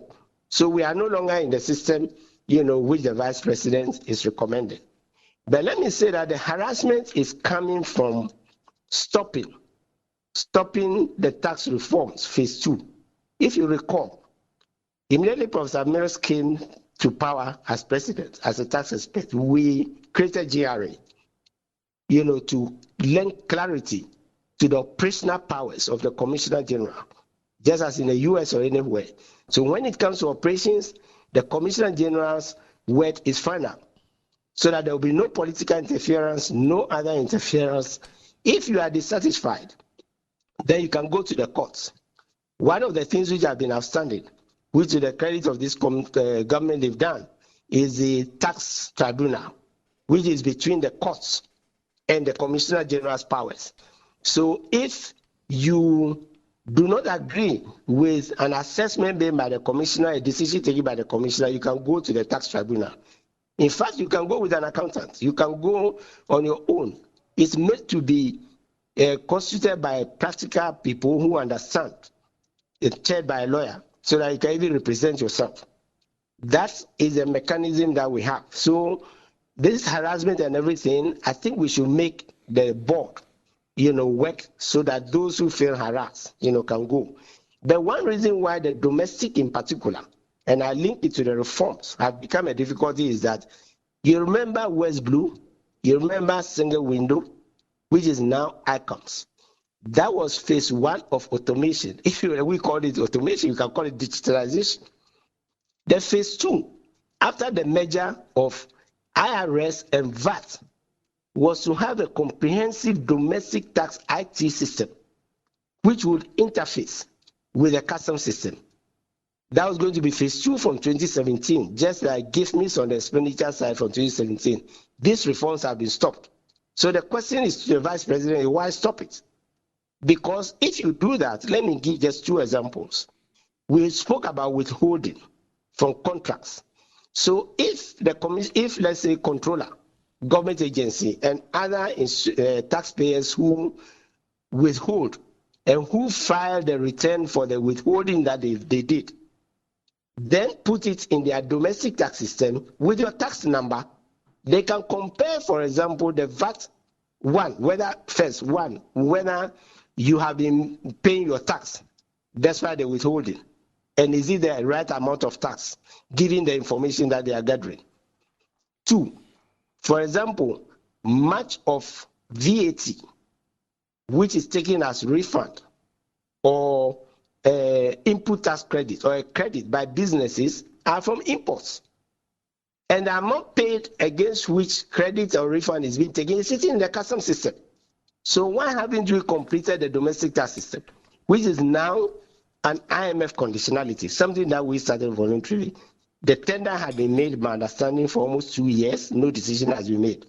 So in the absence of that information, with which the tax official will go to the field, armed with some information about your performance, then GRA will have to use other means to estimate, and that is where it comes across as harassment. We should advance. And in an era where we say we are doing digitalization, it's unfortunate that these reforms have been delayed. So, for example, we have the VAT portal. Let's come to the domestic. I think there's a domestic, firm that has done the VAT invoice portal, moving it to be digital. But without a GRA domestic tax system to analyze and use it to check the debits, the credits for refunds and the rest, what's the use? It's just sitting in the system as a database in the system for the company, and then it will be taken without information from customs and others, because the domestic tax system has not been done. This is how we improve compliance. This is how you go to the taxpayer, and then the taxpayer knows that you have information about them, and we improve compliance. And it doesn't look like a harassment. You are moving away from the arbitrary way of doing things, to a more scientific way. And let me link that quickly, to your point, the point that the Vice President made on field audits being done 5 years and the rest. No, it is random. If you have the information, and even in Ghana, there is no way in which GRA can go audit every taxpayer. We are talking about employees, employers, self-employed, before you even come to VAT, excise. There's no way they can do your audits even every 3 years. And so there is a random aspect of it. And then a sample is picked, and then they go to the field and they check. When you interface the systems also, you get information which show that some people need better observation, and therefore you can go to them, 2-3 times in a year. Once they start behaving, then they fall under the random system. So it is not like countries have an automatic 5-year, 3-year thing. No, it depends on the taxpayers are stratified between those who comply well and those who don't comply. You cannot implement this system without the domestic tax system interfacing with the customs system, with the controller system, with even payments made by the bank. After all, that's why we are using the TIN and the rest. Of course, some of the information is private, and you may have to go to court, to get it. But that's the essence of the tax identification number, that once the system, domestic and import, are holding a lot of information, they can interface, with other taxpayer systems, because the filing is being done electronically. Also, VAT, income tax, and currently the customs systems are all automated. So what is missing is the delay in implementing the domestic tax system. Now, Honorable, let me ask you this. Now, the Vice President speaks about a simple flat tax and also a review of the VAT structure. But just before we even speak about this too, the question I asked earlier, I wanted to find out this. For example, if you go to Parliament and you announce that for the year 2025, we expect to get 100 billion cedis from tax revenue, how do you come by this figure, and who sets this target, this tax revenue? Actually, the targets start with work done by GRA. Mm-hmm. That's the truth. Because GRA that is holding the database, for the taxes, whether it's VAT, whether it's corporate income tax, personal income tax, excise, import duty, or the levies. You see where the database becomes important in an era of digitalization, which was what the trend that we were moving towards. So it's GRA.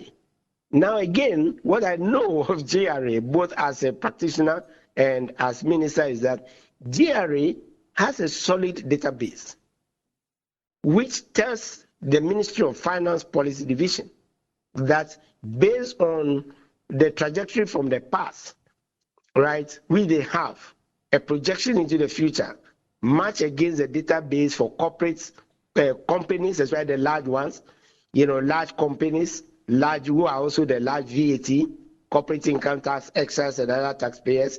That's where the 80-20 rule comes from. 20% of these taxpayers you can use their database to estimate clearly 80% of the tax revenue that you're going to earn. Then the rest, is done through other sampling and other techniques. So the expertise is within GRA, which is now unified. It used to be within IRS, within VAT, and then within, customs. Now you see under one Commissioner General, under one GRA, all these, systems are interfaced, and that is what is lacking. The customs officer has been trained both in VAT, and corporate income tax and vice versa. Ideally, that's what it should be. So the information is technical for forecasting, and it comes from GRA. Of course, the difficult part is, okay, then the Ministry of Finance through its policy division says, I want to introduce a new policy. I want to take, NHIL and as has happened, and get fund from the VAT base, and I want to make it a separate tax called straight, levy. That is new to the system, and it is disrupting the system that they have where these two taxes were considered as VAT. Okay, so now they will have to do their best estimates of separating, and remember, the straight levy denies, unlike the VAT previously when it was a VAT, denies input as credit and refunds to the taxpayer. So the presumption is that these are going to be additional revenues, but they are going to increase the, because when you give the taxpayer exemption, and you give the taxpayer, exemption, let's say exemption, or a credit or a refund, remember, it's not part of your tax base, so no money is coming from it. But once you deny them that, the expectation is that you will earn more money. But remember, you are increasing the burden of taxation, and therefore you increase evasion and avoidance, which is more difficult to calculate. And this is where the overestimation, of the tax or otherwise, takes place.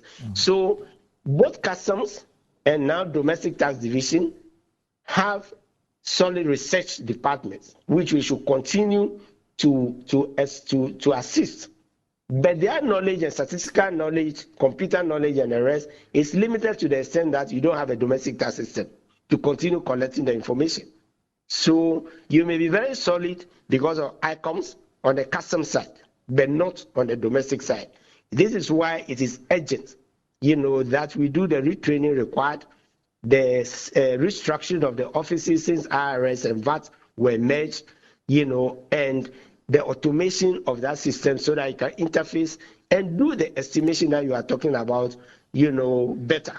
If you do an overestimation, then obviously, since the taxes are going to be paid by taxpayers, they will feel the pinch because their estimates that are given to them after the law is passed will be higher, and it may seem higher than what they are capable, of collecting. Okay, so let's end up on the flat rates. Yes. Oh, you have a question? Yes, I said let's end up on the simple flat tax rate and the review of the VAT structure. Yes, the review of the VAT structure, I mentioned it in passing, because it is the most disastrous thing that has happened. And in fact, if you graph it, if I were in the studio, I would show you. If you graph it, you will see that since these measures were taken, we haven't increased the VAT revenue because together with the levies, increases in the corporate income tax, personal income tax, there is massive evasion and avoidance.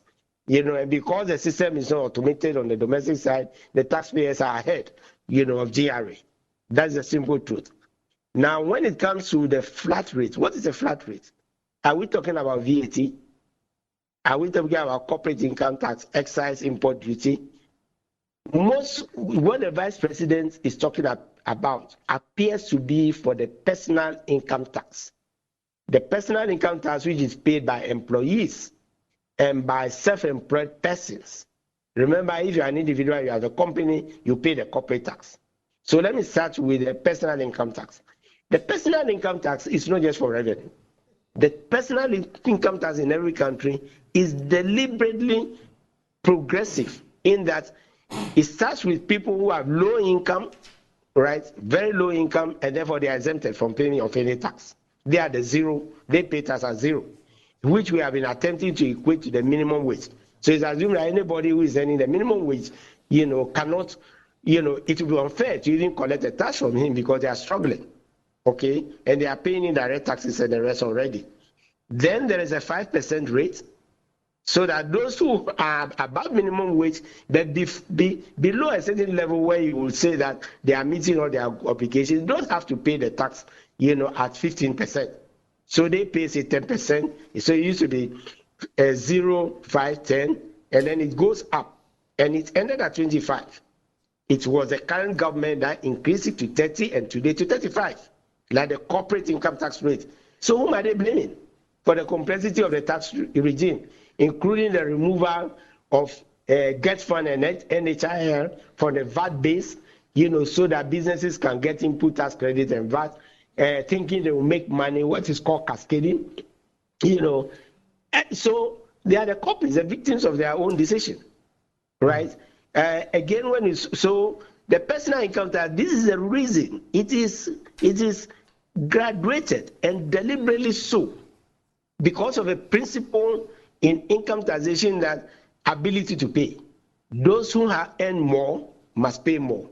So when you say you are implementing a VAT rate as flat rate, are you saying 10%, 15% for everybody, including those who are 35%? You are even going to lose revenue because you are bringing my tax obligation all of a sudden from 35%, what used to be 25%, down to what? An average of 15%. And then are we saying that those who were paying 5, 10% and even not paying tax at all are also going to pay 10%? You see, it's easier said, than done, right? Those who will be comfortable are those who are already paying as 15. It doesn't matter to them anymore, right? But let me also, say quickly that the VAT was a flat rate. Remember, the VAT was introduced at 10% flat, apart from the exemptions, again, for the same reasons of low income. So it targeted textbooks, it targeted basic medicine, and the rest, food, unprocessed food, which is what the majority of low income.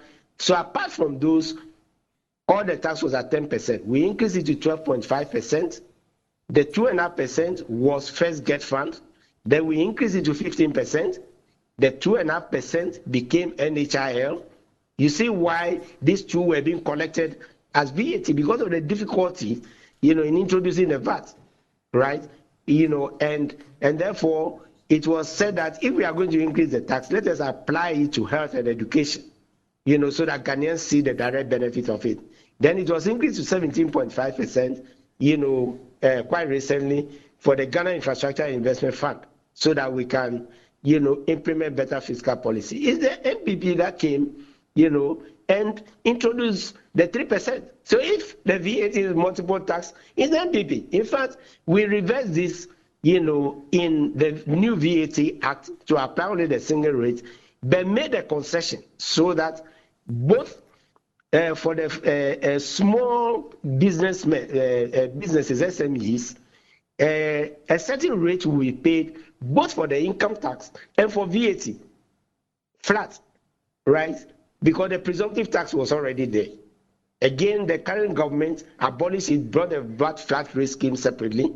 In the current budget, they've gone back to this. So they introduced a complication, I'm afraid. I spoke about the corporate income tax already. That one is flat. And it was at 25%. And we had been bringing it down. I was part of that, so I know the history. We had been bringing it down from when it was 55, 65%, and depending on the sector. And the goal was to be competitive at about 20%. We got to 25% after almost 3 decades. The current government, because all their proposals for meeting their expenditures on revenue increased to 25%. And they increased the top marginal rate of the income tax, which I discussed recently, also from 25% to 35%. So, what is the reform for? A reform that was implemented and which, against all warning, was distortionary, or what?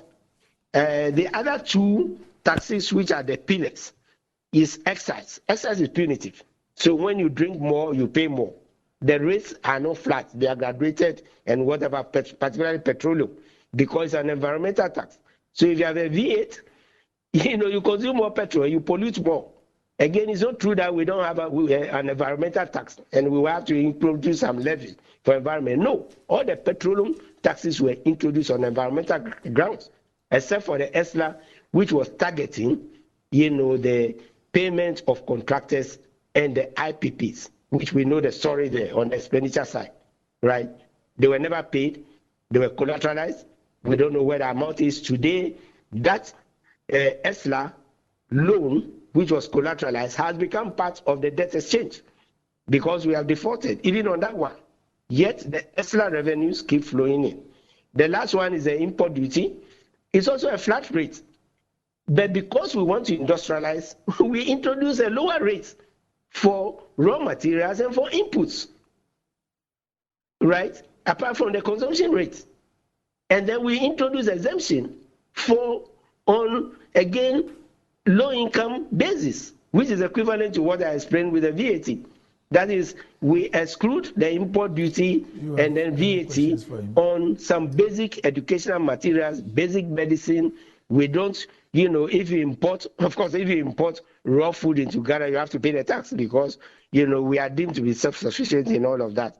So, Randy, the point I'm making is that it is the current government, you know, excuse me to say, that introduced the complexity. You see, I've not even spoken about the 12 or so levies that have been added. That introduced, and those are often a duplication of taxes that were in existence before and replaced by the VAT, similar rates. Now we are bringing all those taxes back as if we didn't learn any lesson from Kumi Preku, right? So I hope this gives your viewers and listeners, you know, some explanation of why, you know, the vice president needs to go, you know, deeper, you know, to understand things which they had done, no accountability. They want to introduce them like amnesty, the complexity of the tax regime, which was sanitized during the ERP-SAP era, has been made complex by all these ad hoc decisions which I'm talking about. You know, the bitterest one being the straight levy and the levies. And then I hope I've also explained, you know, what is field audit. It is not a conscious, you know, 5-year. It turns out to be an average because the taxpayer population is huge. And you normally, you know, target it, you know, on a random basis. Okay. And so on a random basis, you know, it's not possible to go and do a field audit of everybody. We should be careful because tax audit is a regular function. It is not about GRA sending people to go and harass people. No, it's a regular tax function. If we want to avoid it looking like, you know, harassment, then let's equip VRA with the ITAX, the domestic tax system, so that I can gather information on taxpayers using the tax office number and using the national identification number, which used to be the tax ID number, you know, to gather information about them so that when they go, they are producing evidence to them of things which they have done in the economy, which they have not disclosed. All right. You know, I hope I have done some explanation. Yes. Did you have any questions? Yes, you have, but there's a lot to talk about. So I'm sure we'll do our one-on-one next week. I'm looking forward to it. Yes, we'll do our one-on-one next week, definitely by the Easter. But thanks a lot, Honorable Setekpe, for joining us this morning. We're most grateful.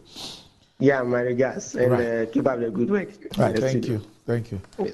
So, Nana, well, we had a vice president. You've had the Honorable Tekpe, and I said now we're going Estonia. Yeah. Well, thank Seth Tekpe too for bringing his view. Essentially, Seth Tekpe has confirmed that there has to be a reform in our tax administration. There's no debate about that. We've called for broadening the tax base for a long time. We haven't found a way of broadening the tax base. We've called for the tax system to be simplified. Even today, there are many businesses who don't even understand the VAT.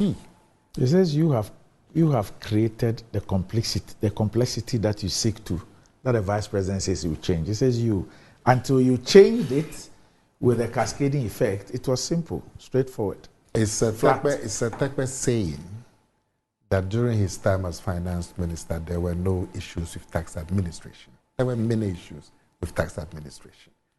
So whether it is NPP or it is NDC, there's the need for tax reform. There's no debate about it. It is cumbersome. Some of the issues have been raised by the Vice President, confirmed by Setekbe, that the targets are set on a narrow base. So the targets look overbearing. And so then they have to go and harass that narrow base instead of looking to broaden it. He talked about the harassment and the need to, what are some of the things that he said? But anyway, he confirmed that there's difficulty. And I am not interested in who caused some difficulty or who didn't cause some difficulty. We all know that every government will talk about tax administration. There's a vast room to improve the system. And I'm sure in President Mahama or the NDC manifesto, they will talk about tax reform. And every manifesto talks about tax reform, simplifying it and so on. You need to have a simple system. A system that will be easy to administer, and a system that will make it easy to comply. A lot of the issues that come up is because there are disputes between businesses and the GRA. That's what brings the harassment. Somebody is disputing the tax estimate that's given to them. And so in that dispute, GRA goes to sit in the shop and do this and do that. Both means that the system for auditing is also not refined. But Bawumia has given his idea on reforming the system. For example, today as we speak, because of the Ghana card, 17 million Ghanaians have identities, tax identities. Because your Ghana card number is now your tax number too. So 17 million Ghanaians now have identities for tax identification. Only about 4 million pay taxes. The 13 or 12 million who don't pay can now be identified. If even 2 million of them are students, people above 18 with Ghana card, but they are students. People between 18 and say 21, 22. There's still another 10 million or so that can pay tax. This morning I have my painter is working in my house. He's never paid tax. I'm sure you have a plumber who comes to work in an electrician that you call to come and do some work now. You pay them 100 cedis, you pay them 200 cedis. They never pay tax. How do we bring these people? Now the people can be identified because of the tax identification numbers provided by the Ghana card. You need to bring them into the tax system. Bawumia is saying we have to have a simplified, flat rate, easy to pay from your phone that can allow plumbers, electricians who are working in the informal sector to pay some amount, even if it's 50 cedis a month on their phones and so on. And that will bring about 10 million, 11 million people immediately into the tax debt. They talk about the amnesty to wipe the slate clean so we can start. I take the point that if you are going to do amnesty, then if you're not careful, between now, we are in March, and if somebody owes tax because they are in conflict with GRA, they will continue to store because they pray that next year they will have an amnesty. And that then means that... In fact, it makes a key point about what happened in 2017. Yeah. We are not told that story. We did an amnesty. What happened? How many people complied?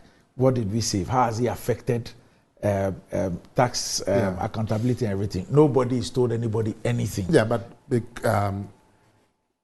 fact that there hasn't been a narration of this doesn't mean that it's a bad policy.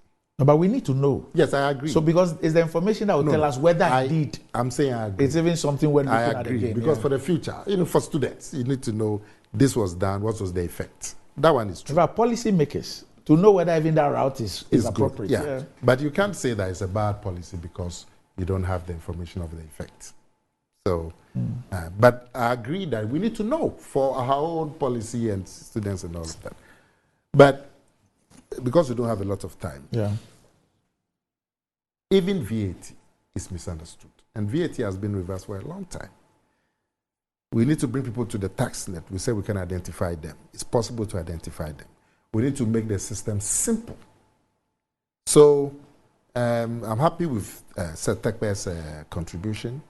The debate has to go on. All the parties will have tax reform and how they're going to reform and increase in their manifesto. Right. But Bawumia, for example, says that even the public budget, the overestimation is because the public tries to take on too much. And so, in government? Yes.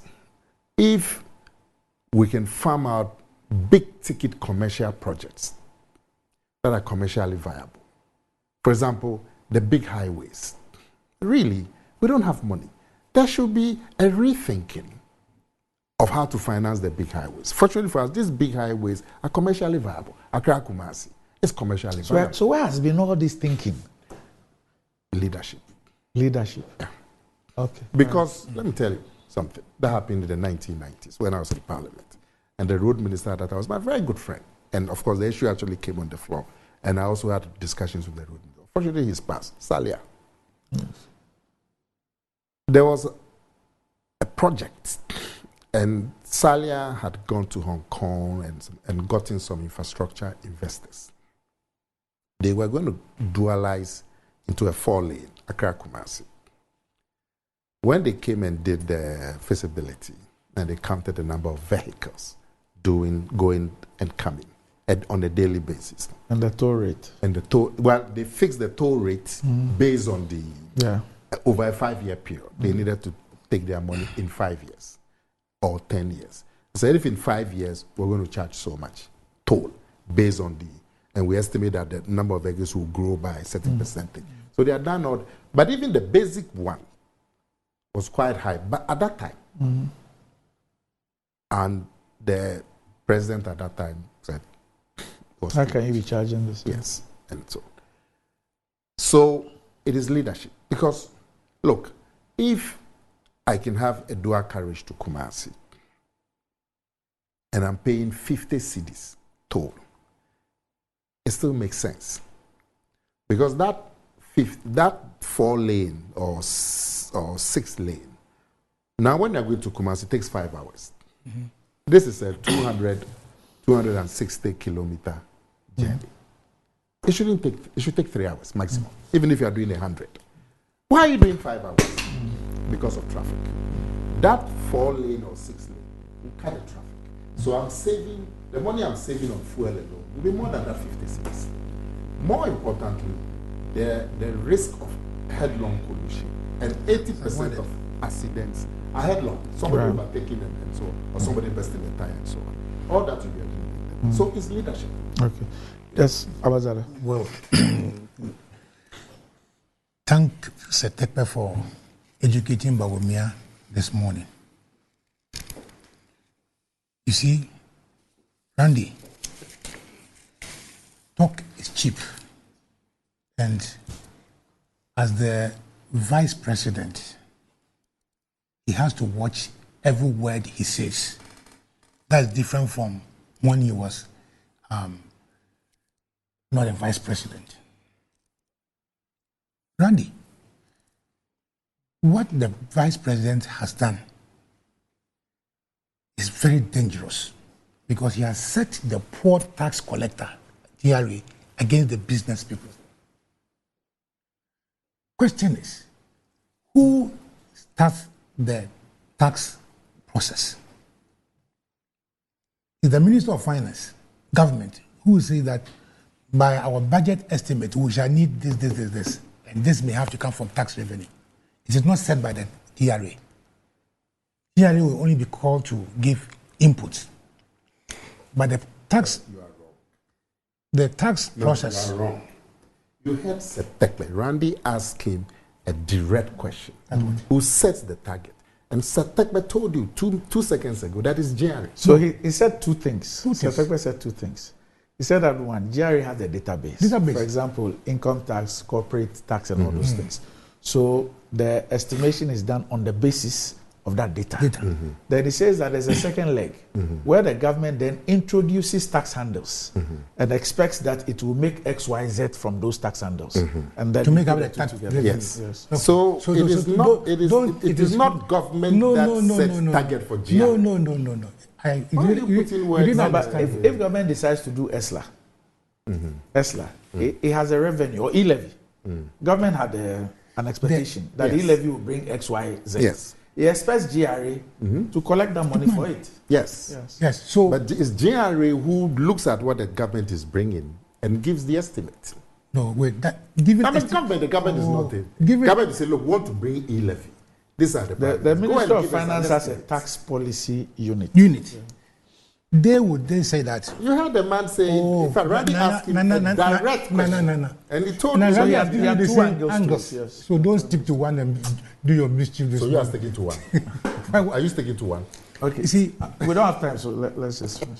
GRA may give inputs because of their technical expertise, but the tax of a country is the business of government.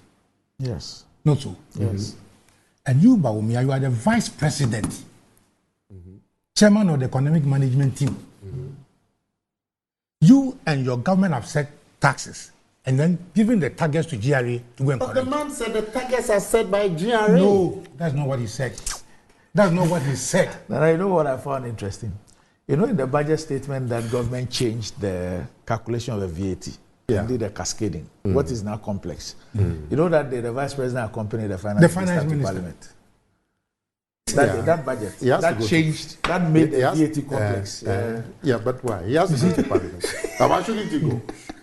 But he going to parliament doesn't mean. Let me finish my small point. But no, reform that statement that you are making. I will not. Confirm. He didn't confirm anything. He didn't say it's GRA that estimate tax and impose it. What did he say? Now, you are the chairman of the economic management team. You have led this country to be shut out of the capital market as the chairman of the economic management team. Now, Ghana cannot go to the capital market. Why is that so? And there have been haircuts under Then the same person turns round to now accuse GRA that they are harassing business people. The business people say they are being harassed. Yes, but who is allowing it? It's the government. So he says he's called the Commissioner General to tell him. And what has happened? Nothing. So if you are a vice president and the Commissioner General doesn't listen to you, who are you? The harassment has stopped. No, it has stopped. If it has stopped, you won't go and say it has stopped. If it has stopped, but you see, in the first place, I don't agree that GRA was harassing anybody. Okay. They were just doing their job. They were just doing their job. In fact, the GRA itself says that it doesn't harass people. Today, they have issued a statement. Yeah. The second point is this. Randy, if the vice president, not Sampi, the vice president think that these things are bad, in your capacity as the chairman of the economic management team and the vice president, why don't you introduce or stop it now? You can only recommend to the president and cabinet. See, you are giving this vice president a lot of leeway. A lot of what? Leeway about advice and whatever it is. You are the chairman of the economic management team, for Christ's sake. In fact, if you go by his own assertions, yes, where he says that John Mahama has been in charge of the economy for 8 years. First as chairman of economic management for 4 years, and then as vice president for 4 years, he doesn't help his cause when he says that he's a driver's mate. Yeah. Randy, I think that, agree with Nana Komia, all of us dispassionately should look at the way of expanding the tax net. Because today, as we speak, we are losing a lot of our shipping intake. Yeah, I'm told to Togo. Yeah, Togo. Because of our rates. But we created the Tema in Pakedan Road. Railway, yes. Yeah. Just because we wanted to take advantage of Tema Harbour to service the inland. The landlocked. Now, all of them are using Benin port. Now, the little one we are having is to Togo. Just because of our high rates. So, in the end, why have we done the Bakadan Road? Okay. With a loan, which has to be repaid. So, this MPP government, you create a problem and turn around to blame others. Okay, so we need to go. Before we go, I would like to read a short letter to you. Appointment as member of because my senior brother was going on about economic management. Appointment as member of the economic management team. This letter was written on the 23rd of November, 2010. And it goes, just 2 paragraphs. Pursuant to Article 77/2, and as part of steps to enhance it, it has pleased His Excellency the President to appoint you as a member of the economic management team with effect from 1st June 2010.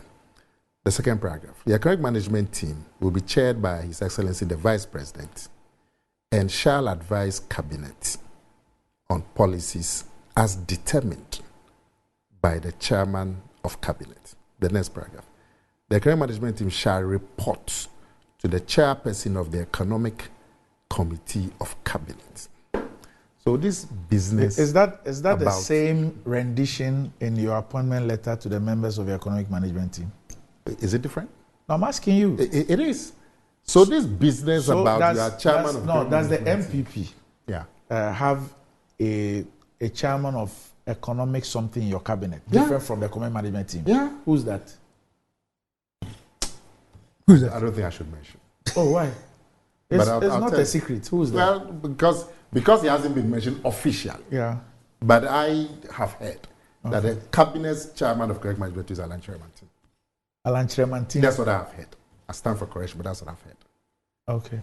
But when the president was touting the economic success of his government, he singled out Dr. Bawumia and his economic management team. He didn't mention Alan Tremantin and some cabinet something. Yes. When you would also agree when Mr. Osafo Mafu was also speaking about economic success, he also singled out the vice president, economic management team.